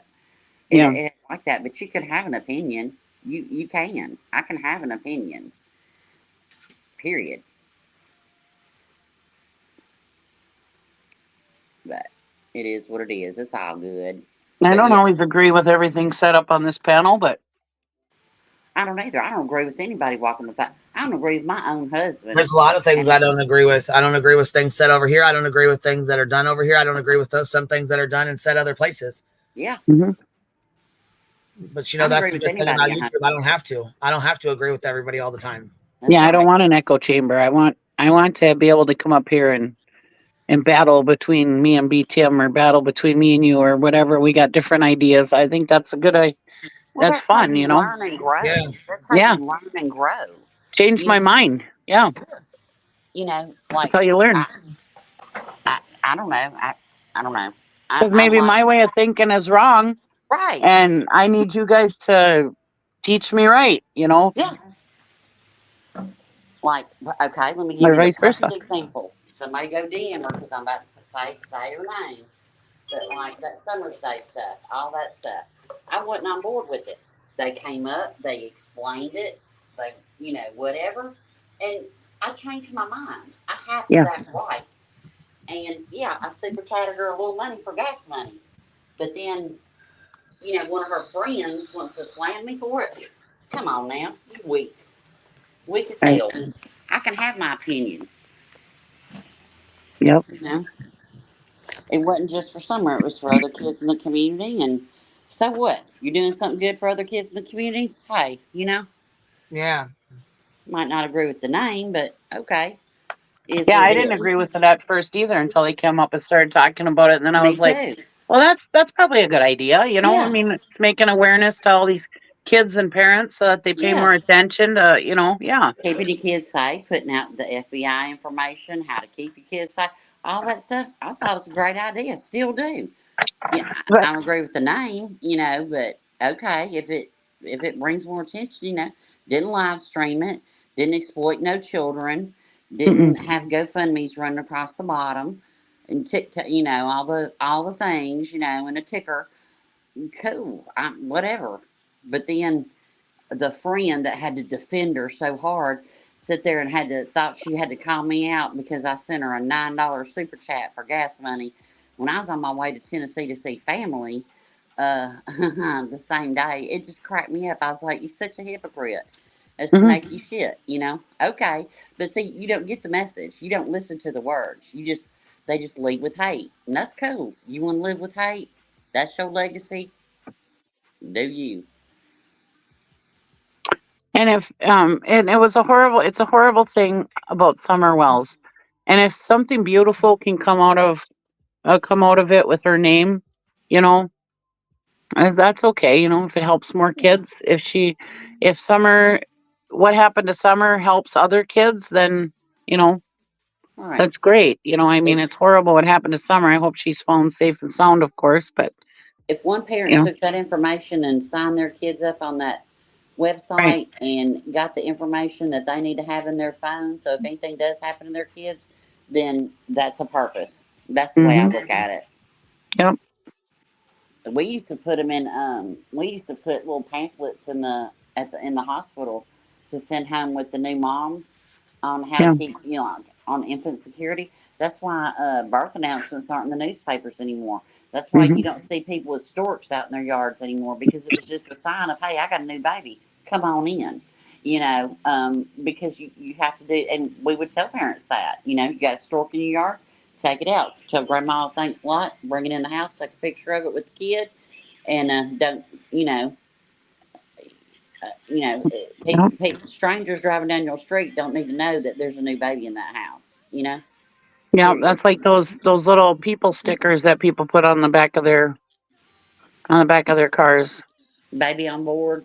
Yeah, and those Yeah. they have their little stickers of people, showing their whole Oh, the family. little stick people. Yeah. Yeah. Yeah. But I mean, you just, and it's just people. Some things people just don't think about. But I mean, we did that at the hospital 20 years ago. We told people Mhm. don't do that. Yeah, I And remember when I had my second kid, they told me not to have baby on board or any of them other kind of Yeah. stickers, those people stickers on my vehicle because we had a whole handout of what not to do. And people were like, "When's it going to come out in the newspaper?" We don't do that anymore. No birth announcements in the newspaper. It isn't because the newspaper was costly. It's because there's weirdos out there, and those weirdos will call you and say, "Hey, I want to offer you free diapers, and can I come visit and tell you about our program and all this other stuff?" And they get in your house and they lay out of your house, and then you end up on the news. So there's that. So it's all good. It's all good. It's all good. We need to have a rumble night, Queen. We need to wild out. Wild out.